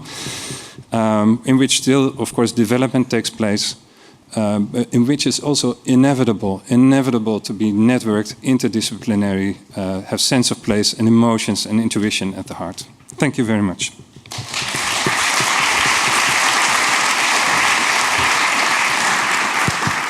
Yes, okay. So 3 panels. The first is we're gonna talk about navigating the stakeholders in complex landscapes. The second is gonna be about the common value proposition. How do you co-create common value? And then the third is about societal value creation. Let's kick off. We have 4 people, so it's quite a lot. I'm going to try to include you questions and comments from the audience now. So please, dear speakers at the panel, know that we have to co-create this together. So that probably you will not be speaking for many minutes. Yes. So let me get the people on the stage. Somebody in the break came to me and said, you have to clarify that there is a power struggle going on in this room now because there are people in the light with the mics and there are people in the audience. So I want to acknowledge that is true. That this format of this event is in power imbalance. There are also in the expeditions are much more power balanced. Where the people are also the city makers, the bottom-up movements, the normal, ordinary residents of areas. Most of you are probably professionals, as somebody said to me. I'm not going to check that, but I believe it immediately. So let's acknowledge that power imbalance and try to see what we can do with that. Good. Ekim Tan, she's the director of Play the City. Join me on stage, please. Saskia Beer, director of Transform City. Please join me on stage. Martijn de Waal, who's a writer and researcher of the Hackable City. Join me on stage. And Michel Vogler, who is from Gebied Online. I have to pronounce it like Kate Rayworth did. Gebied Online. Michel Vogler. Yes. So, navigating stakeholders. So, how should we involve all stakeholders in the process of decision making and how to transform cities where everybody already is, right? I mean, there is no empty field anymore, green field. Everybody is already there, and then you have to transform things. Let's see. Let's start with you. What is your vision on that? I think that probably I will continue from where Hans left. I mean, well, we are in an atmosphere where indeed city making has become very complex. And each and every stakeholder knows one part of it, but we all need each other. And I think in the 21st century we will need methods that will, in a very actually effective way, will take the wisdom and understanding of various stakeholders and have, in a more integrated way, city making all together. And such methods and such interfaces, I think one of them I can name, that is what we call city gaming. And that is basically what interface of exchanging between, you see also in the middle, the method itself and in different contexts when it is implemented. So basically, how do you in an effective way share the knowledge, conclude and move on to actually making plans, from making policies to making master plans to also on the smaller scale public space interventions. Yes. So, and if we look at that, if you look at the pictures you brought, you see a much more inclusive process than every process, than the processes we had before, right? I mean, you try to really get everybody at the table. Yeah, I think one of the things, I will refer to the crisis, sorry, but I think one of the things maybe have crisis taught all of us, including private parties, public parties, government parties, is that we really have to collaborate. We have to find forms of collaboration. Everybody has to take a level of risk. And I think, that is actually doing that, trying to find a way where you from the City Hall perspective, you know some part of the story, but you will really need people who are trading, in the case of Cape Town, for example, informally trading on a public space, and their knowledge is as valuable as the knowledge of all the other stakeholders. And how can you actually, in an integrated way, combine to a plan. So it's a process making tool. It is making all the players smarter and basically making them communicate about how to manage such processes. In the Dutch context, I think it acts differently in different contexts. If you're in South Africa, it does make people communicate, which is exceptional. We communicate here a lot, and I think we have to do it more effectively. In the Dutch context, I hope it is decreasing necessary meetings and it is making the exchanges much more effective. Yes. Yeah, that's what's doing. Saskia Beer, from the famous now in this room area of Amsterdam, Southeast. We've talked about it so many times now. What is your perspective on this question? Yeah, well, I will improvise a little bit because Hans gave such a good introduction that he already told half of what I was going to tell. That's good. Thanks. Efficient. But that's efficient. We need more efficient meetings. So that's exactly. Great. So I will try to be more specific immediately. Indeed, what I have been observing over the past 8 years in Amsterdam Southeast, more specifically in the Amstel 3 office district, which is now transforming really rapidly, is that just the realization that as a local government you don't have all the property, so you need the active involvement of all the different stakeholders, doesn't mean that they are automatically involved. So because they need an overview, they need to be able to connect to all the other stakeholders. They need to have the good information. They need to know what the plans are, and they need to have a platform to exchange ideas and resources and to build collaboration and shared ownership. So, and how do you organize that process? Yes, well, I started that process very small and very not smart and digital like what you see right now. But we started to build first a kind of a sense of being in a place to begin with, you know, that you are in this place and you can have an opinion about it, and maybe you can have influence on how this place is going to develop. And by organizing all these small guerrilla events in public space and talking to people and surprising them and kind of trying to trigger their imagination, started to build a community, started to communicate with them, social media campaigns, newsletters, more like co-creative events. So we've been like building up. And at one point I realized that I had a lot of data in my head, a lot of local knowledge and a lot of network. But it was a very fragile and very centralized process still, even with a lot of stakeholders who were coming. It was still in your head. It was still, yeah, exactly. So in a way where I tried to make this whole urban transformation process more resilient by building a lot larger and a lot more diverse community. I had placed myself in the center of the web. So now the third economic district of Amsterdam was kind of, there was like that overworked freelancer in the center of the web organizing this. And so that's when I started to think about how we can distribute this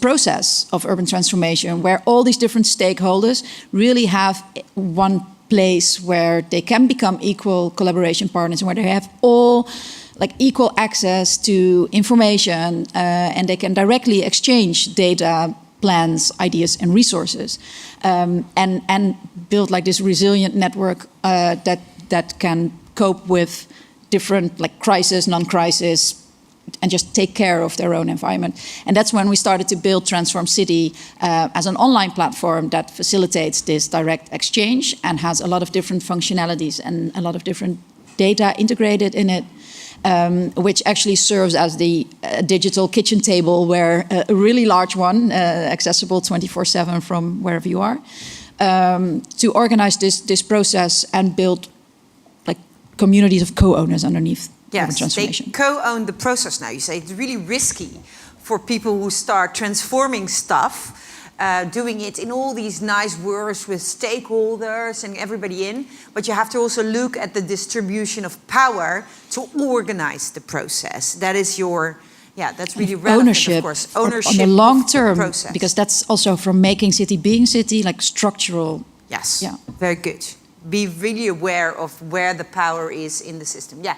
Can you reflect on what's your idea or process on to get that collaboration between stakeholders going? Yeah, absolutely. Actually, we brought a book that we wanted to share with all of you today, which is called The Hackable City. And in that book, we describe actually a process because of this middle-out or collaborative forms of city making that we found in Buik-Zouterham, where we invited by an architect who was developing there.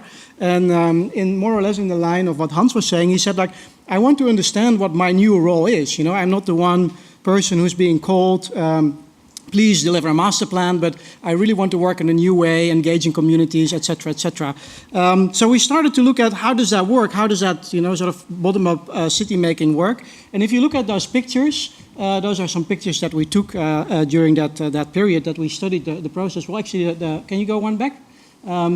What surprised me was that, of course, there's lots of pictures of people sort of building together, doing stuff together, and also celebrating together when they had sort of a major point that they reached. But most of our pictures are actually of people in rooms talking to each other, right? So cities are not only built with bricks, but they are built with words as well. Very good. Somebody said, let's stop talking, let's start doing, and you say, no. The talking is also the doing. The talking is the doing, because in all those settings, those are people that are learning from each other. Like they're together, they are constructing a shared vision. And they're saying, okay, I know I want to build it circular, but I don't know how to do it. Somebody else is there, etc., etc.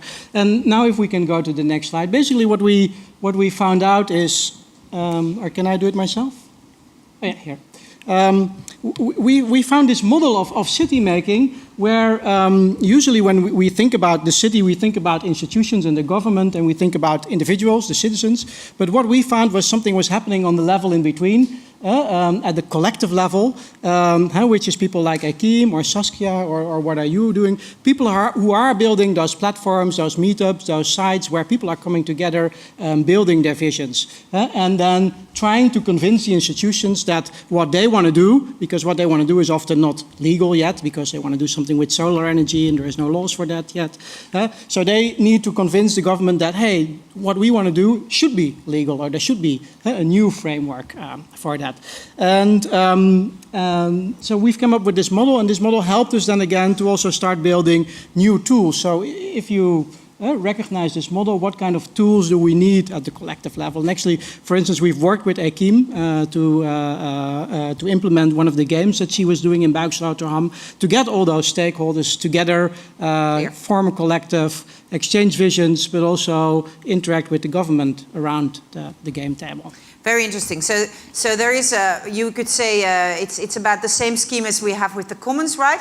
You have private, public, and then something in between, and we call that the commons. And you say also in processes, you see that you have the individual, the institutions, and within that there is the collective. Yes. And you really need to understand that in-between level, because that is where the action of the new city making is happening. Yes, and that's very hard because it's hard at the collective level. There's not that many business models that work very well, because governments There's no business case for the connection. There is no business case, and governments also don't always recognize this level of the collective. They say we want to work with citizens. We don't want to work. They don't understand that that's not the way it works. You need that connector. Well, I mean, not always, of course. I mean, there is always people who see this, but in general, it's hard. We have 15 minutes, so I'm trying to get you to a point. So of course it's more complex than that, but I'm trying to do the same as Hans. I'm trying to understand what was before and what's next. So explain to us what is different, what is really essentially different in this approach. Well, when I heard the alderman speaking this morning, she said, well, if we go one back, I think basically what she said is we are going to look for those collectives, right? We said we want those people in. We can make a vision, and of course, the city government is the democratic institution that has the legitimacy to do that, to say this is where all of us want to go to, and they want to invite the collectives by setting up particular frameworks, resources, etc., to take their role in that. So I think there is a willingness to to see that, to move in that direction. But it's also hard because institutions and collectives and citizens, they have different logics. Yes. Right. So use different jargon, have different logics. Jargon and of course governments are also they're responsible for everything in the end, right? So generally, what we found in the research, well, that was mostly looking back, and that may change. And they're responsible for certain goals, and they need to make sure that everything, that when something goes wrong, then they always get to blame. So they're not always willing to take the risks. No. Whereas the citizens and the collectives, they don't make long-term plans. They're not in it for that. They say, okay, I want to do this now, and then from that it gradually develops. So it's hard to match those logics. Yes, you need the mic. Someone mentioned earlier the change of mindset. I mean, Rotterdam is a very, very particular case where you have well-educated, high-income people who actually have a vision, maybe sometimes even more advanced than the government would have. And I think we have to be also very careful and honest about the fact that for the participation, we have a really long way to go. There has to be mindset to be changed on the citizens level, but also on the governments. I mean, we see the movements, like I think this diagram shows that there are movements from both sides, but there is still such a long way to go for mindsets to change. So a lot of people on government workers who are told to participate or who are told to run such processes, they are still knowing, what they were doing in the last century. And I mean, and how do you change such reflexes? And that will take really long time. I understand. Yeah. Come in, Gebied Online. Hello. So what is your way of dealing with this new paradigm or mindset shift? Okay. First I have to tell you about Gebied Online. Gebied Online is a cooperation of 25 neighborhood communities. Some are small, only a couple of hundred people. Some are big. The biggest is Eiburg, where I live, and I'm a representative of Eiburg today. We work together because we all believe that online and digital tools and good local websites are very essential to make things happen in neighborhoods. But software is also expensive and can be troublesome, so we decided to work together and build a platform and maintain the platform together as a cooperation. Can I have the next one? So we built a technology platform by ourselves. It has to be transparent, it has to provide all the information about the neighborhood. It has to provide tools and it has to provide trust. We don't allow anonymous people on the platform. It's all very trustful. The platform works for the community networks, for all the good work that's done in the networks, but, and that's essential, it's also owned by that same people.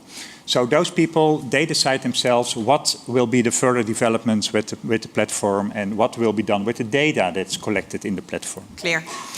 One of the experiments we did was with the city of Amsterdam. The city of Amsterdam makes yearly plans for all neighborhoods. And usually that's done in an office with a text processor that creates PDF files. But for the plan of 2017, we decided to do it differently. So in 2 neighborhoods, we developed new software on Gebied Online, and all people that live in the neighborhood could propose their own plans to the project plan. And not all plans were accepted. But at the end, 9% of all the 300 projects were contributed by civilians. And in 2018, already 26% of all projects were. So that proves that providing those tools to people that live in areas can actually improve their contribution. Exactly. So this is only a panel of like 25 minutes, right? So let's go to the essence now. And that is, if we need that mind shift, and everybody is saying we do, we need it in planners' hats, we need it in area developers, we need it in city hall, in civil servants, and we need it at citizens level, as you pointed quite pointedly. What is the essence for that? What is necessary to really understand, look at the principles to get there? I think one of the... Can I have the last slide, please? Because what we are now doing is to ask all people that live in the neighborhood every person that goes online gets a basket of 10 of those red hearts, and they can distribute those hearts What they find important. What they find important. So Yes. this is my personal opinion, and the size of the font describes what is the common opinion of all the people in the neighborhood. Really? So the openbaar vervoer, the tram is very important for Public Eiburg. transport. Public transport. So this is you can click on all those topics and find more information. So it brings together more knowledge about what is important for the neighborhood. Talking about values, actually, what you find important in your neighborhood, for you, that is the relevant element for creating that mind shift to really include people. Okay. Yeah. What would be the essence? Okay, I have three very brief. The first one is recognition of this collective level and the professionals that are involved also there. Yes. The second is looking for new, what we call dramaturgies, so sort of forums that are attractive, that like some of the things that Akeem or Saskia are doing. Yeah, the methods. The Do methods. not put people in the dark. Right, and then but a panel have with them play a mic. game or stage an exhibition or etc. And the third is business for bundles for public value creation. Okay, thank you. Yeah, for me, I think the most important is to make this collaborative way of working on your daily environment, that this is a structural thing. So this is not a project-based participation thing, but that this is a normal way of, or part of your everyday life. Like you have your Facebook, you have all your stuff, and this is another way of life that you have your influence, you play your part, you are a co-owner of your environment. Very interesting. You say part of being a citizen, actually, of a society means structurally you have to be acknowledgeable, or you have to acknowledge that you also have to participate in redesigning, transforming your own environment. So it's part of your daily job as a citizen, actually. Yeah, and of your daily right. Yeah. Very beautiful. Yeah, I agree. And I think that maybe one thing that I can still add is I don't have so much worries about the methods and technologies and all the solutions we can produce, but I do have worries about how the politics is playing around participation and how honest and how willing we are there. Because I think, well, methods work when you have also the political backup and leadership. And what I feel a bit worried about is also most of the times you will hear government as a facilitator, government as a facilitator. I think that more than a facilitator, you will need governments who are daring to take leadership. You have to let people do, you have to do it together, but there is someone responsible, and we are not having for nothing a government. I think that's really important. Government. Yeah, I think that who takes responsibility, who takes leadership, and who is more maybe daring and more there, let's say. Yeah, and then you say, of course, it's modern leadership. It's not that you decide everything which happens, but that you make sure that everybody at the table has the capacity to really participate. Yeah, because my best experiences where city gaming really worked is in the existence of a politician who is really backing up and who is being there with you. And I think that's really important to talk about as well. Yeah, be wary of government officials who say, I just want to facilitate. Because you say, well, you have to show leadership in that facilitation. Clear. Audience, what do we miss now? As kind of, let's see. I think there is a challenge to democracy. We need new democracy. Yes. So the way we organize now, the relationship between citizens and their government is really old-fashioned and needs to be modernized. Yes. So I'm Bernd Brinker. What I miss here in talking about how we have to change our mindset is that you have to realize in a complex system there are forces. And it is the combination of forces that determines the end result. Yes. And some are inevitable. And here we talk about designing and planning, etc. But there is a force behind us. Is the economy stupid? No. There's one force that I think is very strange and should be changed, and it is the traffic. There is a demand on traffic, and in the official scientific definition of traffic, there is no place for the pedestrian. Yes. Thank you. Thank you. That has resulted in Amsterdam that we have a place for cars, we have place for cycles, bicycles, and the place for the pedestrians is now a parking place for bikes. Thank you. And you say that we have to look also at the systemic context, of course, of things. Yeah, I can imagine. No, thank you. Yeah. Sorry, because thank you so much. Somebody is the problem of Thank you. My name is John Zib. I work with the European Commission in the Smart Cities sector. The project that I lead is called Citizen City. Should resonate with you. One of the things that we find is that there is a mindset barrier. In the city perspective, they call this engagement. So it's how cities engage with citizens. And typically this engagement is around problems. So it's a top-down relationship around problems. What we need to do is borrow the thinking from the Commons movement, people coming together with shared ideas and value to create solutions. That's what we're talking about. That's what I find this is. It's people coming together to create solutions. That's where we need to go to, solutions, not problems. Very good, but you need first to identify problems before you can This is the mindset that cities need to come into. This is the barrier that cities have, and this is what I think we're expressing is this commons approach, and this is what cities need to have. Thank you so much for reflecting. Last final thoughts for this moment. We have two other panels. Yeah. So this is about the knowledge needed to create good solutions. If you want to do participatory, do we have quality participation? Do we have quality plans? There is between the problems and the solutions, there's the understanding of why the situation is the way it is. And for this complexity to become apparent, we need new value to put on that. We need to see that as our capital, the understanding of why the city is the way it is. The understanding of our problems. That is our capital, not the solutions. Everybody can make solutions, but it's about why. We don't need only the what and the how, but if we do not acknowledge the why is it the way it is, you will never get really sustainable answers or directories. But I understood from the poet that how many bones? 277 bones, and now 206. I just had to get up and down. Well, it's as I develop in your body, to the atom, right down to the atom.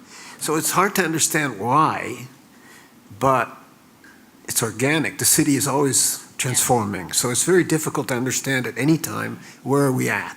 Yes. That's a reflection upon that statement. Why? Yeah. So that is going to be a great conversation between the two of you, but not now. Okay. Thank you for that. I mean, you say sometimes don't focus too much on the why because it is sometimes too complex. We're gonna not talk about that at the moment. Thank you so much for this short panel. The first round. Give them a thank you for being here on stage. So let's continue the conversation with Chantal Robbe from Stad 2, I have to say. Rosemarijn Stam from researcher at Brand Urban Agency. Hans Karsenberg, Stipo, you can talk again. And Gerard Roemers from Metabolic, senior consultant over there. Join me on stage, please. Give them a welcome to the stage. Yeah. You can notice from the level of energy in my voice that I want us to get there sooner, right? Yes, good. So this 20 minutes is we're going to talk about common value proposition. Yes. So let's kick off. Yes. How do we do that? Well, I want to bring about 4 principles for transformation to show how to add value and create value by placemaking. It's maybe quite a very technical explanation, but I want to show the 4 principles, so they're around us. I want to start with the 4 to name them. I have to see. It's the other way around. We have to get a healthy mix. Thank you. Yeah, I know, but I'm starting over there with the first one. We want to create a healthy mix in an area to say that places that matter perform better. That means that we're always making a program, but by combining placemaking programs with the functions we already have, like housing, hotels, and sports, we create more a healthy mix. And a healthy mix leads to a less rent because the weighted rent. This is the technical explanation. The weighted rent is much less when we combine program and functions. That means when we look at a bigger area, the rate of return gets much bigger, and that means that a higher value is created in an area. For developers, for investors, but also for people who are in the area already living and working, that means that we create value and added value to an area. This is the first one, and the second principle is we call the plinth company. That means that we want to try to make a community of different business cases. I think a plinth is also being named and called by Jane Jacobs, and I can't refer to that, but I want to make a notice by her saying that that there's a negotiation between the public and the private spaces, and the plinth company makes that by making different functions by a transformation process. And that means also relocating city makers. We already mentioned it, that not only residents or developers in the area, but also a lot of city makers who have to be involved in making an area. That also means that there's a new life cycle management, and that pioneers can stay and develop in the area. That's very important. So mentioned earlier in the morning that it has to be that the first bottom-uppers, it's important to have them stay in the area. The third principle is of quite importance, but because making a value in an area means also that we have to have capital. So how do we get capital and get everybody involved? That means that we want to introduce new investment funds. I can name 4 very short. New investors make new equity. We also need an old, I want to say old investor, because and then I mean banks, because they provide us external loans, and we still need them. Thirdly, value creation can lead to expansion of projects. So when you add more value, there can exist and create and develop more projects. And a network of proof. We are trying to invest funding around Europe, how that is built up, to create a new system of funding. But the third, and that's on the main screen, the fourth principle that's on the main screen, is how can we create a new business case. And you have to talk in the mic. Oh, sorry, yeah. That means that real estate developers and investors are very focused on economics and financials, but I think by placemaking is social and cultural value added, and that makes up a new program. So then we start again by the first principle. So what I want to try to say is that by looking at real estate, making a program and very much adding social and cultural value, it makes more value in real estate, and so more financial and economic value. Thank you. That's almost very short. Yeah, and actually you answered the question of the last panel, where I asked what is necessary for the mental shift. Yeah. And one of the comments was we need new business models. Yeah. And there is an example of looking at value added in not the financial economic domain, which actually has an economic value. Yes. So it creates a new financial model, economic model for city making. Exactly. Yeah. Thank you. Let's go to you. So explain to us, how do you make a common value proposition?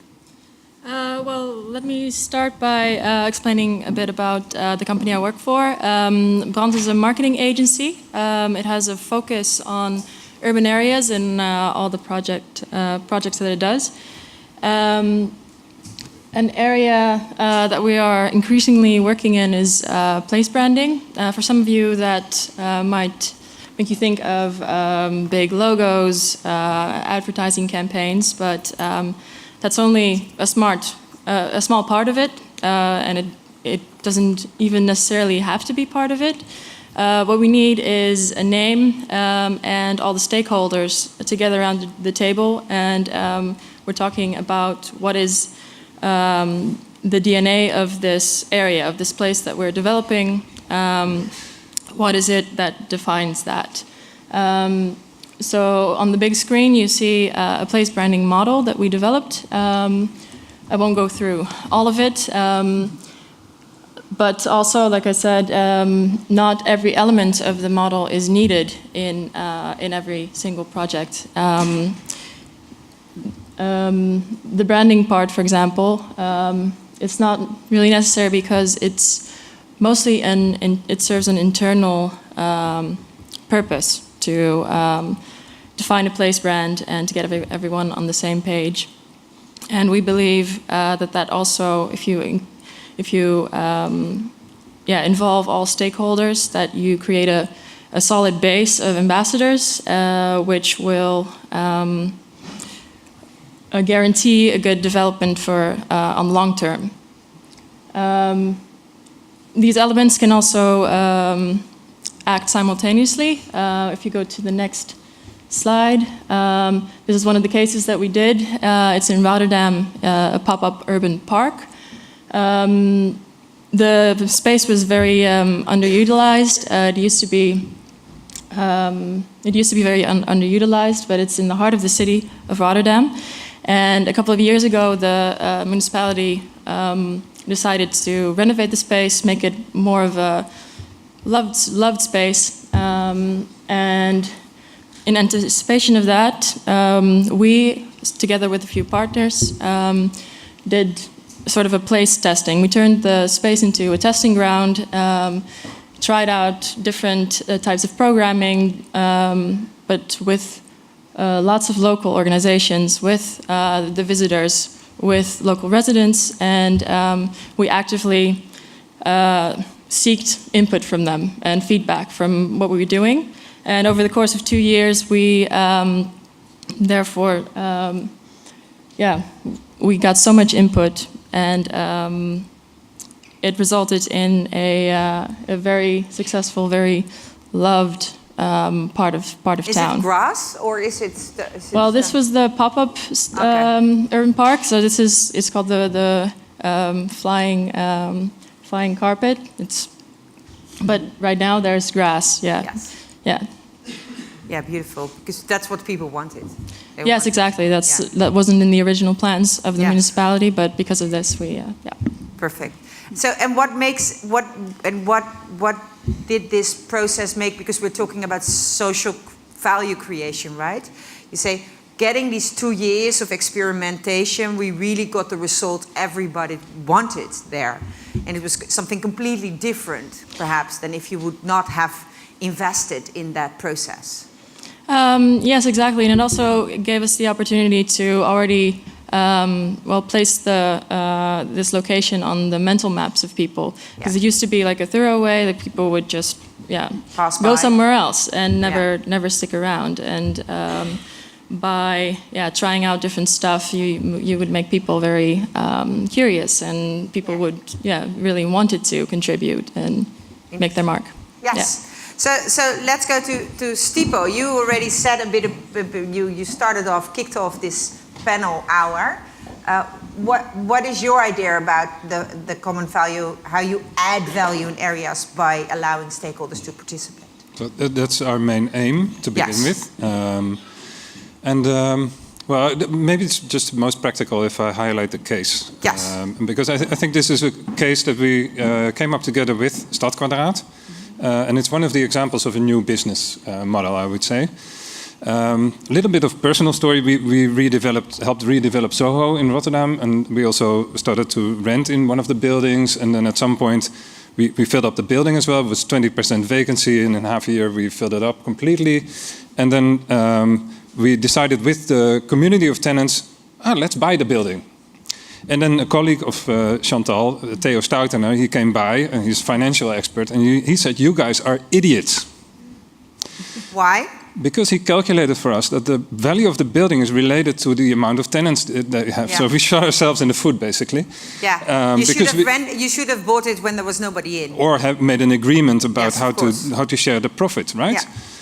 Because he calculated... That is idiots. In the beginning it was 300,000 and afterwards it was 2 million. So just to put some numbers underneath it. Yes. So we decided not to go bitter. Sometimes you get these bitter debates. You know, this happens all the time. We get chased away. Well, we got chased away a little bit as well, but you have to grow up then and learn, right? And so, and there's lots of debates about either social value or property value, and I think we have to combine those two. Yes. Property value development is not a bad thing as long as you are able to redirect a proportional part of that to creating more social value in areas. So that's what we're doing in this area. It has some nice qualities. It has a castle. It has green. But the picture there of the office, that's most representative of the area. There's about 80 of these offices there, 40% vacancy, and it's going to transform into a mixed-use area, and 100 owners on 80 hectares, and in Nieuwegein also. So how bad can it become? Because everybody in Utrecht said, "I'm not going to live in Nieuwegein, but just as well die." So. But we started a Club Rijnhuis, a network for the area, 3 years ago with 10 people in a room, and now with more than 400 people in the community. It's a cooperative. And we started thinking with Theo, okay, how can we do the financial mechanism? So the cooperative, on the one hand, is a membership model for the building owners to become a member of, and also the residents, they're very important, but they pay almost nothing. But the building owners, on average, pay 2,000 euros a year. And we have 100 of them in the area, so if half of them participate, we have 100,000 euros, and that's a considerable amount to work with. And then the property developers come in, and they said, we don't want to become a member because we are only here for a couple of years and then we're gone. But they have to pay an area fee to the city to develop the parks and the bike lanes and etc. And we agreed with them and with the municipality that 10% of that money goes into the cooperative to do placemaking and to create social value with. So this is the business case behind it. And we have a business case. And we're independent of the municipality. So it can actually be quite simple. Took us quite a long time to figure this out. But it's possible to find new business cases underneath this cooperative. Is it an area cooperative? Is that gebiedscoöperatie. Yeah, an area cooperative. Yes. So very interesting. So we actually solved one of the things which we were saying we should. I should talk in the mic. Yes. So we actually are already solving our own dilemmas now. You say it's actually quite feasible to think of a financial model or governance model, because a cooperative, of course, is also a governance model. Very much so. Yeah. To actually get that social added value into the system, into the area. And then the next question, of course, is what happens with the fact that the properties will increase in value if you're very, very successful? No, we didn't tap into that yet. So that's the next step, maybe. But the area fee that property developers have to pay is dependent on the value of the initial property development. So if you build social houses, you're going to pay less. If you build villas, you're going to pay more. So and I think that's only fair, and everybody kind of agrees. Also the property developers. Thank you. Interesting story. We see that a lot. That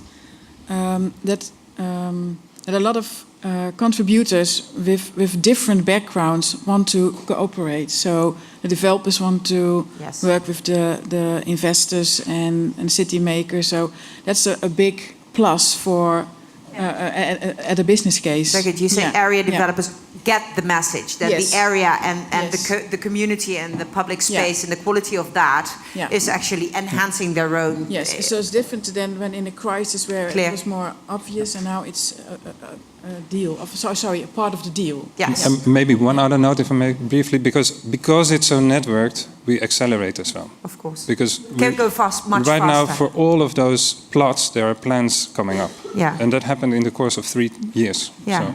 Yeah. So actually, creating that network and that co-ownership of the area makes it a much faster process. And much more fun as well. Fun. That's why we call it a club. Club. Yes. Okay. Let's go to you Gerard Roemers. what is your methodology and on this social value creation? So I'll have a bit of a different angle, but I will, I promise, also land at communal values. So bear with me. This might look a bit top-down. Metabolic is a consulting firm, also focusing on urban planning and design from the perspective of a circular economy. So we look actually at material flows, energy flows, sustainability. That side of urban development is very important to us. And I want to show how we actually link that ultimately to creating financial and non-financial value again for the community on the ground. So maybe I can talk in the mic. Great. Yes. So if you look, for example, so I think in stocks and flows. We've heard a lot of systems thinking terms coming around here. I think about material stocks, which materials are stored in all the buildings here in the city and the infrastructure. And I think about flows, energy demand and supply, and how do all of these things move through the city. And that's also what you see in the map behind me. It's for a housing corporation. We, for example, identify which materials are likely to become available during the next 5 years due to your demolition plans, and how much would you need if you want to reuse them, if you want to build all your new build plans. And if you look at the, that's called a Sankey diagram, the gray infographic there, you see that from this analysis... It's a secondary material Yeah, exactly. The secondary material flows, it shows at the top what you would need and at the bottom what is released. So if you're saying you can build 100% circular buildings from reused materials, we can figure out with this analysis that this is not going to happen unless you purposefully start demolishing, which you don't want. Huh? So that's a piece of knowledge. On the energy and emissions chart, the orange one you see over there, it's a model of the energy flows we expected for Buiksloterham. The area has been mentioned already as a living lab. So it's a different piece of information where you can see what will I actually need to produce sustainably if I want to avoid, on the right side, all the gray big bars, those are the emissions. If you would just use a fossil mix as we have now, what would I need to produce in terms of quantity if I want to avoid that for the neighborhood? So we start from these types of things, and that seems rather top-down perhaps, but ultimately where it lands is in specific designs within the city. So I figure out what the stocks are, what the flows are in the neighborhood. I use that to, we try to use that to, together with the community from the area in which we are developing, say, these are our goals. And we calculate it's realistic for Buiksloterham to provide its own energy. It is not realistic to completely build buildings from recycled materials, but we can do 20%. So we set the goals, but then with the community, we look at where the shared values are and how you can bring these forward. And you see, and you see this quite well in one of our projects, the Keuvel. It's a sustainable office park that we've co-developed, where we tried to close these energy, water, and material loops as much as possible, and also tried to connect that to the community and what they need. And it's illustrated with the picture on the left there. Those people are drinking beers, but they have, it's a bit of a ludicrous example, they've paid for those with their own energy surplus. So at the Keuvel, we've tracked as a small living lab all the energy and the material flows that are going in and out, everything that the users are doing. We've tied that to a blockchain system so that you keep track of it. And then the energy, people with an energy deficient, like the cafe obviously that you have there, can actually get that energy through the blockchain system, and they can pay for it with food or a consumption there, and you exchange between the offices that might have a surplus. So where you start with a bit of a top-down story on energy flows, on material flows, you end with very concrete interventions at the community level that tie the physical, the real economy of a city to its people and to the local economy. And I think that's a very interesting perspective to also take when you want to realize added value other than financial in a city, because you can really use this connection to deal with an energy transition, to deal with a resource transition, and to create a stronger local economy. So that would be my approach to communal values. Very good. Paying your beers with the sun. Very good.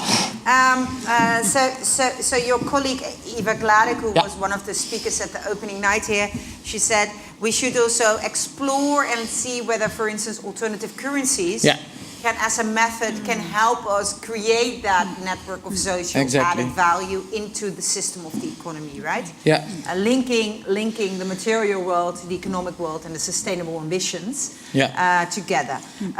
So actually, these are 4 examples of methods on how you can get that social value, that cultural value into the old system of economy.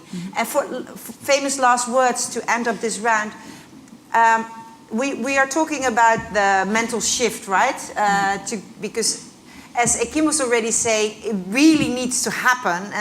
How can this model help to create that mind shift? How is it helping to get a conversation going where it's not facilitating but leadership in co-creating cities together? You mean the government role now? Yeah, all the persons, but we mentioned that the government role is a problematic one as such. Well, first of all, we did a couple of placemaking projects where we created a lot of energy, but then it was not sustainable and it fell to the ground, and then you got everybody's hopes up. So I think it's very important for these projects to really develop a sustainable model underneath them. Yes. Because the change... Bad participation is creating more distrust, right? Yeah, exactly. No, but the second is, in this case, it's very important. I really like what Akim said about the role of the government. The municipality of Nieuwegein, you wouldn't expect it maybe, but it's it shows leadership, really. Okay. So it's a real partner to the network that we've built. Otherwise, it couldn't function. And the third is it may seem simple to have this independent business case and be independent of the government, but the first half year is always the trick. Yes. So in this case, it was very important for the municipality to say, we're going to pay you the first half year, but then you have to be independent. So I thought that was a brilliant question there. Yeah. Kick off the process. Start by investing and then get out. Yes. For me, what was your exact question again? The mindset shift. Oh yeah, so for me what it's about is what we tried at the Keuvel and what we try to do with larger scale projects as well. Next to there, Schoonschip, a neighborhood is being developed, that's 50 households. Yes. So that's already upping it. We're trying in a very practical way to, let's say, bring resources and basic needs and services that you want to have in a city, like mobility, food, energy and water, back in the control of local communities. Yes. And as soon as you do that, you see that people start to think about it because... if you own it, you're responsible for it. Yes. And if you get a financial or otherwise profit from it, like we're tying this alternative currency now to nutrients. So very soon, instead of sanitation being something you don't want to look at and you just want to have it dealt with far away in a water purification plant, you can start building systems where black water, yellow water flows will actually produce. I never want to look at the things from my You don't have to look at it, but you can at least. I understand. You can actually use it in a much more. So you redemocratize flows in a way, and I think that's an interesting perspective. Thank you. Yeah. Well, I can be short on this. I'm working in a real estate world and finance world, and I think you have, from that perspective, we have to dare and do and cooperate with each other and a lot of talking with each other. Yes. To create trust so we can go further. So, interesting. So use these new flows for a new democratic revival, and you say, let me re-stipulate, talking is doing in this sense. Yes. Thank you. Well, I think when we work with municipalities, then they often experience that certain area developments are unsuccessful because of a lack of community involvement. So that on the one hand, and on the other hand, sometimes there are so many plans that even the municipality itself doesn't really know like what way to go anymore. So we've experienced that when working on a place brand and working on the DNA with a wide group of stakeholders, then you get everyone on the same page again, and then which gives you much more power to actually accomplish a sustainable solution. It's actually, as the Alderman was saying, it's actually helping City Hall to be more effective in their processes. Thank you so much for this panel. Thank you. Thank you. Okay. The third panel is going to be kicked off by a small speech from a civil servant So that's great, because we talked about it a lot. He's the director of Attractive City at the gemeente Almere, the municipality Almere, 20 kilometers in the metropole region of Amsterdam. Give him a warm welcome. Martijn Rengeling. Thank you very much. I'd rather stand here so I can look to all of you. Empower people to make the city, acknowledging citizens to be a driving force in creating, keeping and sustaining the city. We facilitate them in pursuing their unique potential. This is the seventh and last of the Almere Principles, the manifest from the City Council to establish the sustainable goals of our city. And I'm very honored to stand here before you to tell about our search for the meaning of We Make the City. And I will tell you about Oosterwold. You can visit this amazing project this afternoon.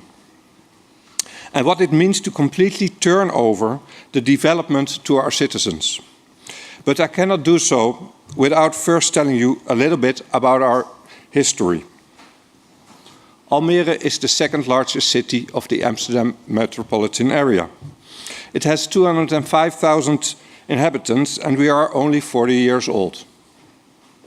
The city is founded on the green of nature and the blue of waters as the structuring principles of our city. And we followed the Garden City principles of Ebenezer Howard. And in 2005, Almere reached the limits of its original plan. In these first years, it was obvious. In We Make the City, we stand for us, for people like me, urban planners, the professionals, the engineers. And in the course of building Almere, which we built on flat land, more citizens lived there. And like every other city in the world, we learned the hard way that participation in urban planning processes is critical. We all know that by now. We became professionals in participation with our citizens. Nothing new, we learned it probably later than anybody else. To accommodate the metropolitan area, we will grow in the coming decades to around 350,000 people and to become the fifth largest city in the Netherlands. Before 2005, we asked building companies to build the city for us. It was Fino and Phoenix time. Their main goal, and maybe ours too, we have to look into our own role too, was to make the profit as large as possible. As soon as the homes were sold, the builders were no longer interested or involved in our city. And we were not happy with the long-term results. To turn the tide, we decided to work as much as possible with end users. And let's go into a little bit more detail. In 2006, Almere decided to make 1/3 of its planning capacity available to private clients. And in the Netherlands, this is, especially after the World War, a radical shift in urban planning. Up until that time, only small portions of every neighborhood were available for private clients who could build their own house on those plots. We worked on Homeres Kwartier, a district in Almere Poort where almost 6,000 people live. Here, private clients showed us how they could work together on building a new district and a new community. In this project, we learned how to work with a basic set of rules for the plot. Within those rules, we gave as much freedom to the individual client as possible, and you can see the results on the screen. We believe that this philosophy is important for two reasons.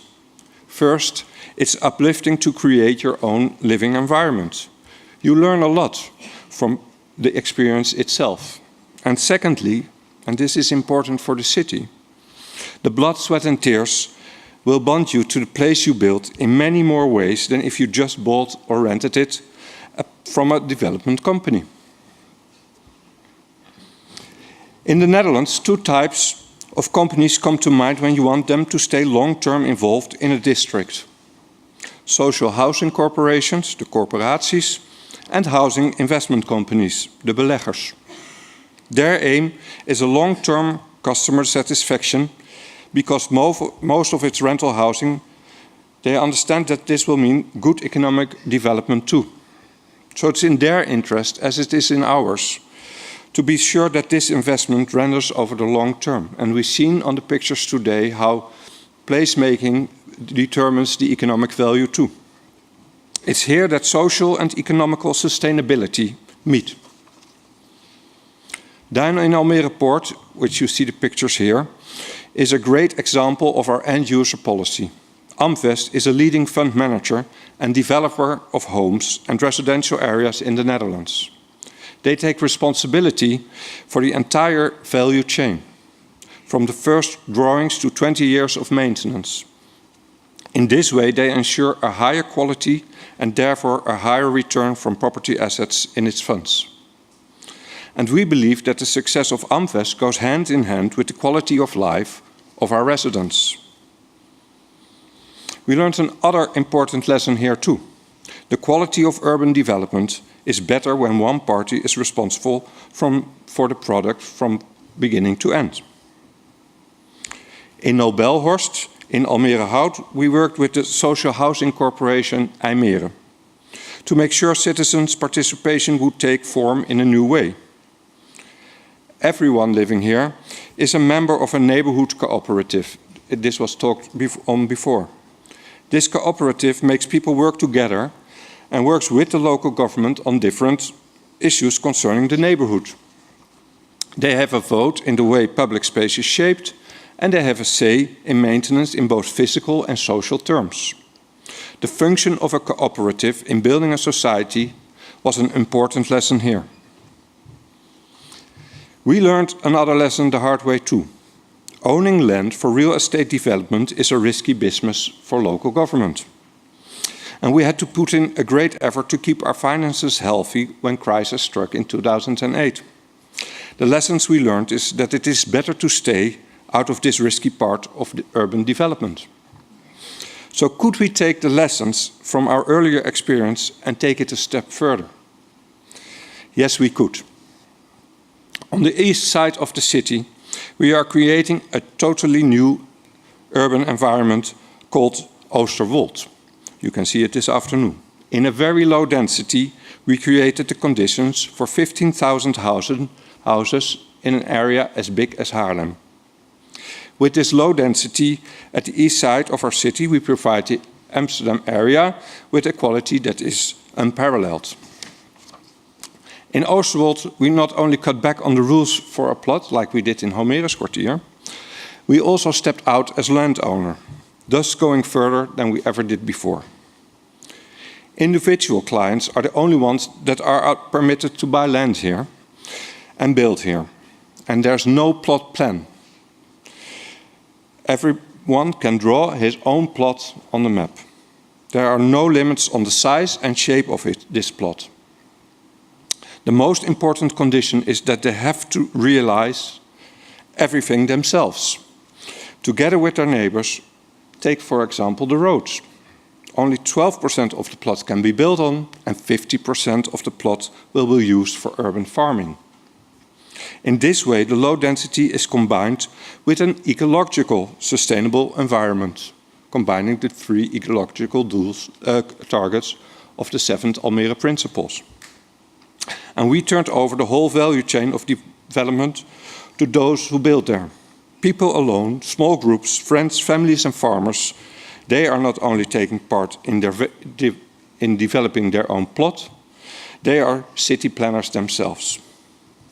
And the first 350 people already live here now. Citizens will build 1,000 homes within 2 years.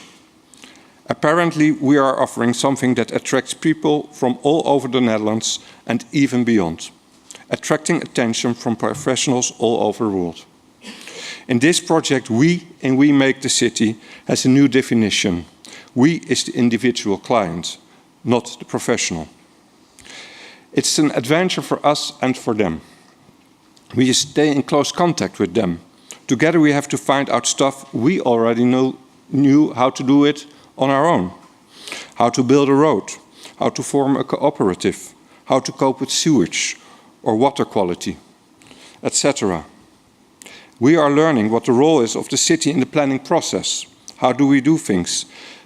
We are responsible for in a way that fits the philosophy of Oosterwold. We have to rethink everything. The way we collect trash, how we treat local taxes, and so on. And when you visit the area, you will be amazed by the stories people tell, what made them come to Oosterwold, the possibilities to live off-grid, the urban farming, the low cost, the green environment, the freedom and the experiment. Everybody has his own story and reason to live here, adding value to Oosterwold, to Almere and to the metropolitan area. In this way, Oosterwold is truly an expression of the 7th Almere principle, empower people to make the city. Thank you very much. Okay. Come join me here. Let me say, this is, of course, is an example of a green field, actually. So it's really interesting. It was just open land. Nobody was living there before. But for those who are going to on expedition to Oosterwold, because that will leave in 15 minutes, I guess. So yeah, he's there. So who's in the room who's going to go there? So there's only one person I saw raising his hand. More? Okay. In 15 minutes, you have to follow this gentleman over there. So, we're going to have a final panel, and I'm going to ask Gordon Douglas and Ethan Kent to give a short reflection. So that is then the end of the program. But in 15 minutes, if you go to Oosterwold, you have to go. The other expeditions are later. What? Yes. The other expeditions are starting at 1:30, and you just have to be there. So there's plenty of time to get there. So don't worry about that.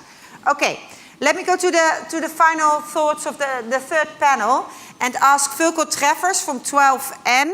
Yeah, it's okay if you have to move. 12N to join me on stage. He's the owner. Vulko, hi.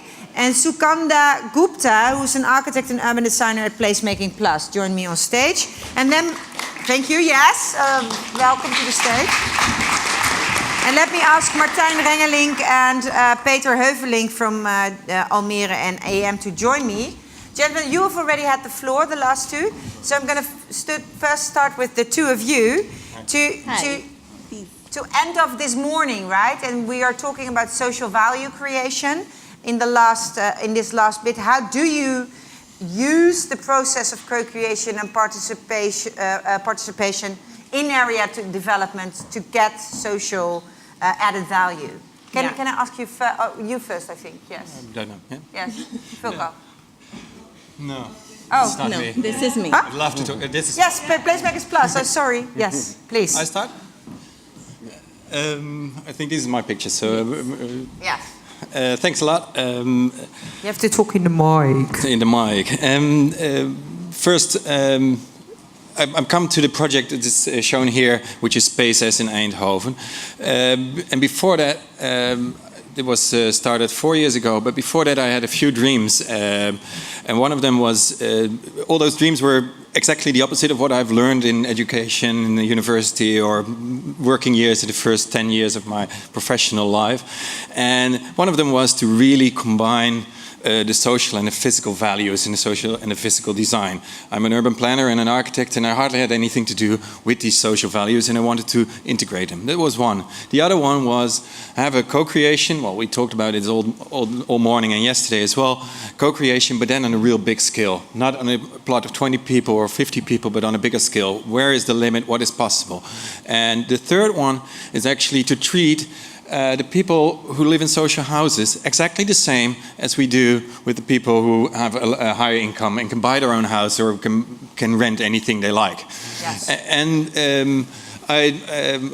I like the term of lived and livable or lovable cities, but I always fell in love with those places where I work, and I do that in several existing neighborhoods through all the countries, and I work there, and in Ukraine and Serbia as well. But here, then at a certain moment, there was Woonbedrijf, it's a social housing corporation in Eindhoven, and they asked me, what about this non-existing neighborhood?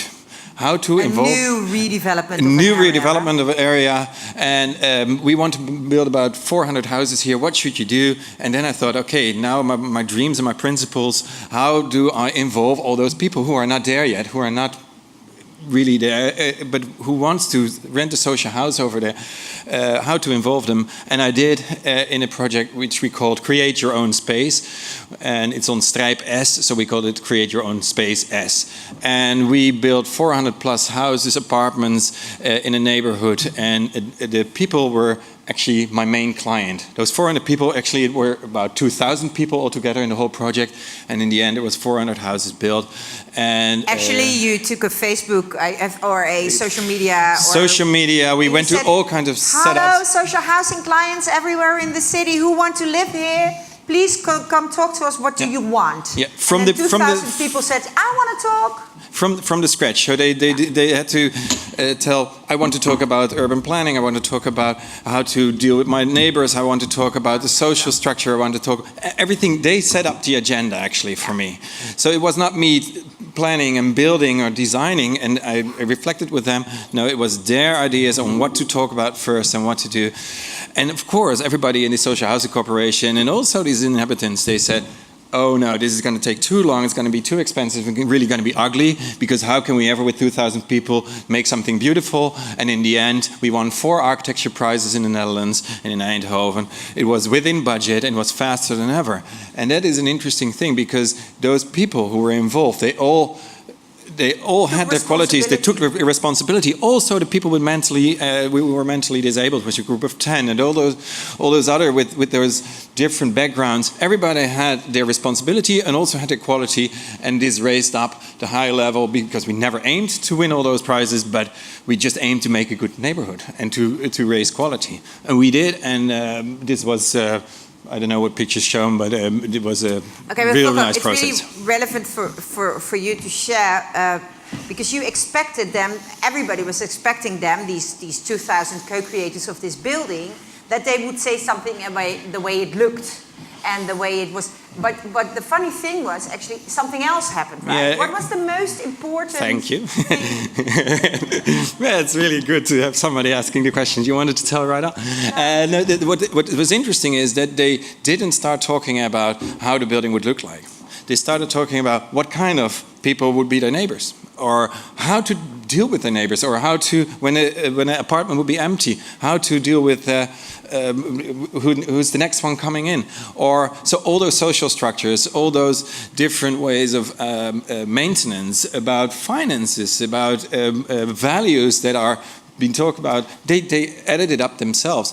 And they said, but some things we do want to talk, but not with a big group, because it's not that important for us. They will handle this. And on other subjects, they said everybody wants to be involved. And this was a very natural process, which speeded up because we had all those qualities in the team of those hundreds of people. And everybody took responsibility for part of it.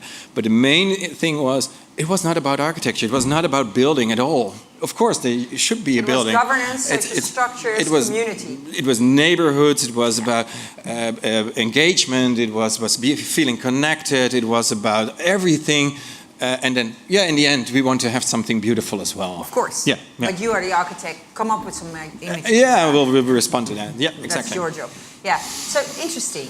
Example of a completely different process with completely different results, ending up in a beautiful building where people are really happy to live. And the process was very easily done with all the residents. Yeah. Very difficult at the backside, yeah. Doing our homework. Everybody needs to be connected from the Social Housing Corporation, from the city government, and they did want to, but sometimes it just didn't fit. And that was the hardest part, which took me the most effort to really, that was my job actually. Yes. Okay, let's go to you, Sugandha Gupta. You're the placemaking plus livable, lovable yes, we are. sticker. Everybody who wants it on his dress can get it from you. Yeah. So what's your perspective on this, summing up this idea or notion of how placemaking, collaboration between all these stakeholders, meaningful interventions can actually add social value? Okay, I'm Sugandha. And you all must be wondering, first of all, what is this young Indian girl doing there? No, no? We're not wondering that at all. But like you this are is wondering, no? Yeah, I am, kind of. But this is actually what we are just practicing what we are preaching. We are preaching what we are practicing, and that's, yeah, we are practicing what we are yeah. And you're now preaching and you're also practicing. Yeah. Yes, and it's about diversity, it's about inclusivity, and here this is about Placemaking Plus, and we are trying to make places from livable to lovable. And what does that mean exactly is that the community is the expert and we are just the tools. So what are we trying to do with it is, well, we are talking to people. We are sitting with them. We are trying to spend some time with them. We are asking them what to do, what not to do. And then we are going bottom up and also top down. If you see this coalitions thing. And then you end up middle down, middle up, down. I don't know anymore. So it's something like we are just not playing against each other. We are bringing everyone together, making coalitions, and then through making place management teams, we are then actually managing the places not just for a short-term period, but actually for a long-term period. Yes. And how do you make it like really long-term? So for an example, our project in Dak, Schalkwijk, in the Dak project, that one. And if you go to the next picture, and the next one, maybe then it will, yeah. So that's Okra.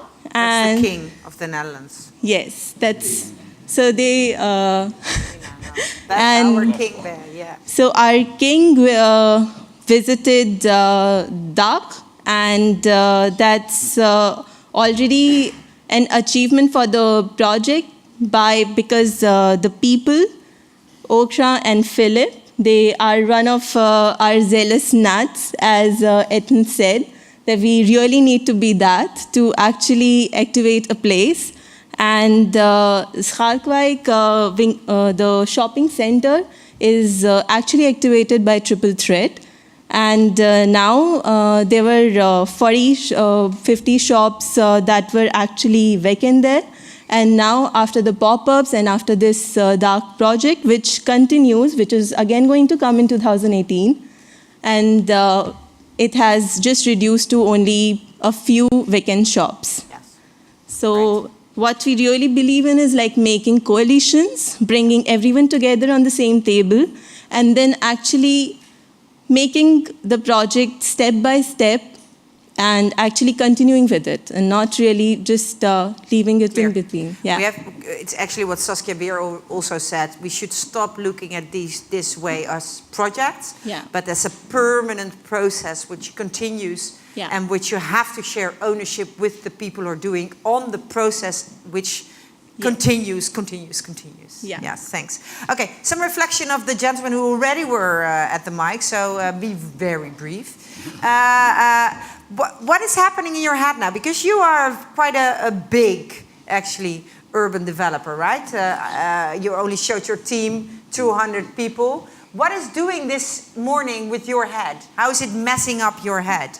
Because we need a paradigm shift, a mind shift. Is it doing something for you? Oh yes, it certainly does something to me. I think we on the right way, but it always can be better. So I think we must more notice. We have more notice to bottom-up initiatives, so we can use it, or we can make a coalition on the places where we take part of. So I think there must more discussion, and don't be afraid to call us. Yeah, because we're talking normal is doing, people. we've learned So today. Talking is doing. Yes, and you're inviting people to participate in collaborate with you. Can I ask you, Mr. Rengelink, because you are, of course, we talked about that the mental shift is, and Akim was mentioning that it's really tough for the government. Actually, so all these people want, and then there was actually a warning: if you do participation in the wrong way, and do not give ownership to that process, you can actually lose the trust of people, right? So what is in your idea, the best advice to your colleagues who do not understand it yet? Let me assume that you understand it. Well, I'm not sure if I understand it myself completely, but strong leadership, especially from aldermen, is very important. Yes. They set the tone in what government does. Very good. You say we as civil servants need the political leadership to actually take responsibility. And there is a good thing in administration changing slowly, because we keep a steady ride also. That's also important.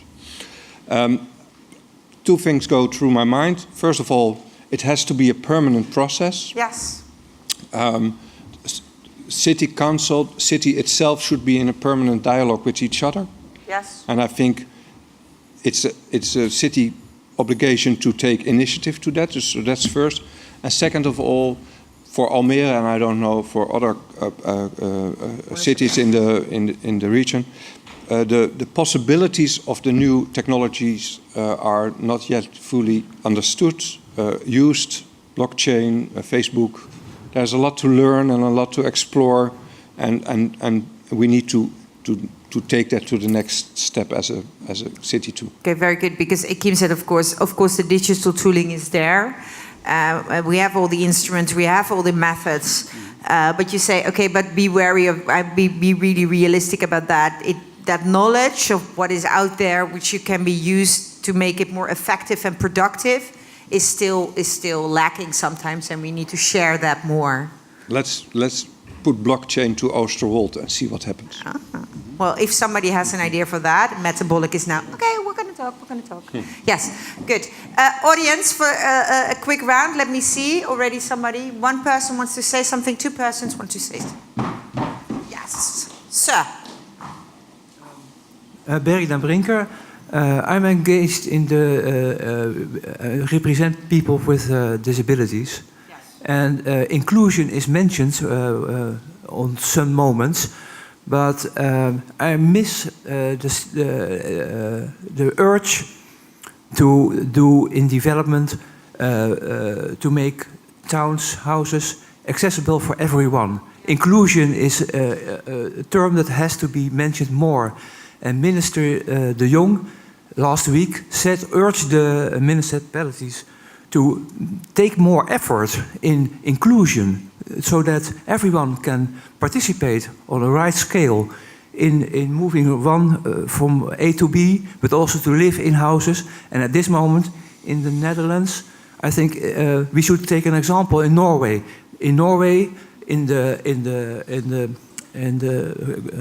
grondwet, Constitution, there is the obligation to build according to the principles of universal design. Yes. And that's the purpose we should strive for. Thank you so much for stipulating that. So if we talk about inclusion and participation, lots of processes are not dealing with the people who are visually or physically challenged. And much more inclusion and emphasis on that should be stipulated. Thank you for that. I'm going to go to the... Please rise so everybody can see you. Yes. There seems to be an assumption that everybody is going to have the ability to speak out loud. So there's something to address there. It's a similar point to the inclusion point, but not necessarily I'm not included because I can't for some disability reasons, but I just don't want to, or I'm not the kind of person to raise my voice. And there's the other side, which is to say, once all the voices have been heard, there is an assumption that they're all going to get equal weighting, or at least a balanced weighting. So how do the panel think that they could actually balance these two issues? Yes. Who wants to say something? Some people just don't want to be included. Okay. Do you have a right to say no? Of course. At this moment, I think most of the structure in the how we organize city planning and how we organize housing development is like that. It's for people who don't want to join. So I'm not that worried about this group at this moment. So, and do we suggest to change it all for 100% to a new system? I don't think so. I don't think that is necessary also. And also in these projects, you should be, I hear this very often, actually. I hear this very often. So what the people who are participating, let me finish. The people who are participating are thinking about the same problem as well. So therefore, they want to keep balance in their own decision making as well. So the fact that it's not only us as thinkers are thinking about that, but also the people who are involved are thinking about the same question, and that is always the moment that I think, oh, this is going to be all right. Well, rather than don't want to be included per se, but just don't have the loud voice. They're just too shy, maybe. Oh, there's so many different methods. I think we heard quite a lot of them by media, by social media, by writing. I mean, I think we all use so many different methods that it is not only the talking, but the talking in the writing, the drawing. So that is for clear. We should take that into account. Okay, I'm going to stop here because of time concerns. Thank you so much for this panel, last panel. The room is getting quieter, so let me just end with Gordon Douglas and Ethan Kent. Join me on stage. Yeah, you can applaud them. So now we want critical final thoughts, gentlemen. Bring it on. Let me start with you, Gordon Douglas, from the Institute, the director of the Institute for Metropolitan Studies. Hi. Critical thoughts. Sure. Okay, so I was interested to see that there are some really inspiring ideas toward the beginning, especially around this possibility of gaming and play as a way of perhaps increasing participation. At the same time, others on that panel were, and this came up in the discussion, but others in that panel were looking at this kind of way to use technology to better expand participation, and I think there's a ton of potential there, but as was kind of pointed out, we have to be real cautious about not just the sort of digital divide, which hopefully is slowly closing and probably is largely closing here in the Netherlands, but there are still all sorts of ways that people are excluded or not fully included by focusing on those kinds of things. And I, in thinking about this kind of perspective that maybe I bring from Northern California, from Silicon Valley, there's a tendency to sort of embrace some of this technology and some of this technological language that is a little worrisome sometimes, I think. It doesn't necessarily always get us where we want to go. So I would just sort of caution us to make sure that we're still really thinking about people and how people participate. So to me, that the gaming, the play that Akeem described resonated with me. It made me think of work by my friend James Rojas, who does a lot of work on kind of participatory planning stuff through play, and his organization Placeit. Shall I just stop there? Or would you like me to keep talking? Yeah, I like a dot. I like a dot. Yes. Yes, some reflection from you. I'll ask, yeah. I'll be very brief too, because one of my reflections, we were reflecting together that it's sort of too bad that you're ending with Americans, because part of the... yeah, why did we? Yeah. But part of the message that I have is actually whoever is leading the conversation at any scale, maybe they have something to say, but the challenge is how do you bring other people in it? And I think we're in an era actually of nation states aren't really leading very well. It's a time for localities to lead, but even more, it's a time for places to lead. The late American Benjamin Barber, of course, was what if mayors would rule the world? Yeah, exactly. Yeah, but now we need places to rule the world, because that's where the real innovation is, and it's the focus on place that I think can reinvent governance and participation, and place isn't everything, but we think it's a powerful tool because it's sort of this triangulation. Just reinventing our own relationships and balancing them out and balancing power is actually is hard. But when you focus on place, there start to be shared values and shared goals, and building shared love for place actually enables shared love, shared connection for each other.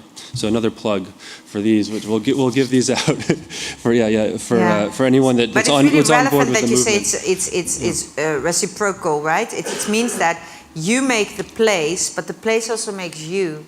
The community makes the place, but the place also creates the community. So it's a really relevant two-way street. Right, right. And in that space, we are reinventing perhaps governance of government or democracy. Yeah, we're reinventing democracy. So you are making it.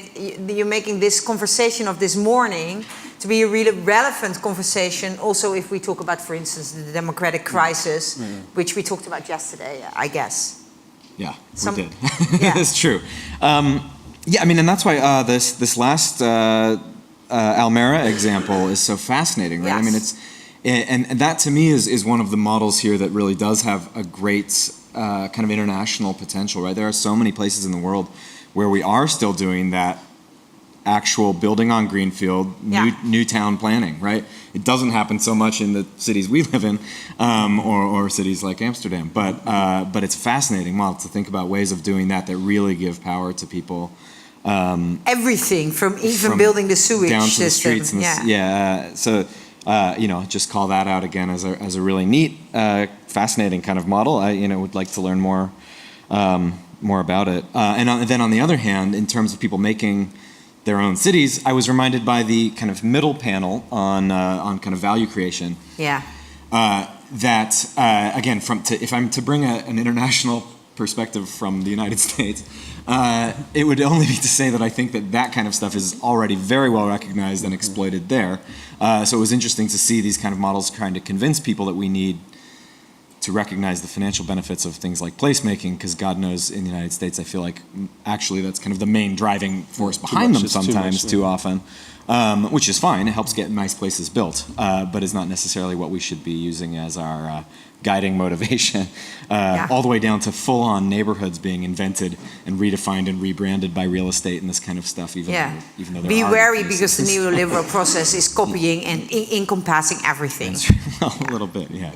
Yeah. So clear. So to sum this up, we started with the mental shift, which is necessary, right? And then we said, okay, what is necessary for that? We need business cases for the connector or the project in between. What was it called? The collective. Mm-hmm. I like that, being a Borg fan. And then we need, and of course, methods should be much more known. They are there, but we should know them. And we should acknowledge the fact that they add all these values. And there are also models, cooperatives, for instance, in areas to do so. And we should make it a permanent process, not only project-related. Mm-hmm. What is that it? Or is there another final thought from you? Because now I did a summary for what I heard. Can you complement that with some final thought? And then we'll end. Just that it's a movement. It's how all you work together. Yes. And it's wherever it's about connecting the dots between all these amazing efforts. Yes. Some of the best in the world, but alone you're not going to weave this into a new system. And you, it's telling the stories of these places, bringing new people into it, going where there's leadership. But then the best places are funded, financed, by many different partners. But we need to develop new models for place-led governance, development, financing. You all have pieces of it. Let's learn. Let's do this together, and let's share these stories locally and globally. Yes. Thank you. Let's ourselves become a collective. Yes. That's what you're saying. Yeah. Thank you so much for this reflection. Thank you. Okay. Half an hour late, dear Robert. I'm so sorry, but it happens. In half an hour, all the expeditions will start. You have them on the screen now. They are Dutch, right? Sometimes there are people who speak quite good English. English, yes. Charlotte, tell us about it. Charlotte Schans, programmer at Pakhuis. Yes. I'm just interrupting to make it a bit clearer, because there's actually one area expedition going to Plein 4045 that we heard about from Peter Groenendaal already. And the people are in the back, and that is the only one being bilingual. So international people that are still here, make sure to join them, because the other ones are in Dutch. There are colleagues of ours joining the expeditions that can help you translate. So if you're still interested in international, please do join, and we help you sort of translate in between. But you won't be able to follow every single word that's being said. So you can, go back to the first slide. You can go to Oosterburg, which is in Amsterdam Center, just nearby, 5 minutes walk. You can go to the University Quarter, Universiteitskwartier, I can do it in Dutch. You can go to Sloterdijken and the Bretten. I don't even know that that word exists. Je kan naar de Zuidas. I'm gonna lead that meetup. I'm gonna take a taxi in 5 minutes. Geuzenveld, Slotermeer. Havenstad, de hele nieuwe stad die wordt gebouwd. The whole new city which being built. Arena Poort, what we talked is southeast. Bijenskwartier, which were the old prisons and now is redeveloped. Zeeburger Eiland, 10. Eiburg, where the big community started, gebiedsonline. Buiksloterham talked about a lot, the experiment of circular building, circular city making. Hamerkwartier, the new transformation of an industrial area to a living and combination area at the other side of the water. The mobile masterclass. The mobile masterclass is the only one that actually does leave from here at 1:30. So if you want to join that one, you can find me. Okay. And then we have Bijlmer Oost, which is also in the southeast. And the last one has already left. Is already left. Oh no! Is already left. And Schinkelkwartier, interesting at the end, place game will be happening there. Verdi, which is a new ecological area at the south of the city. And the north. Beautiful region in Amsterdam, I can tell you. Have fun in these meetups. Thank you so much for this morning.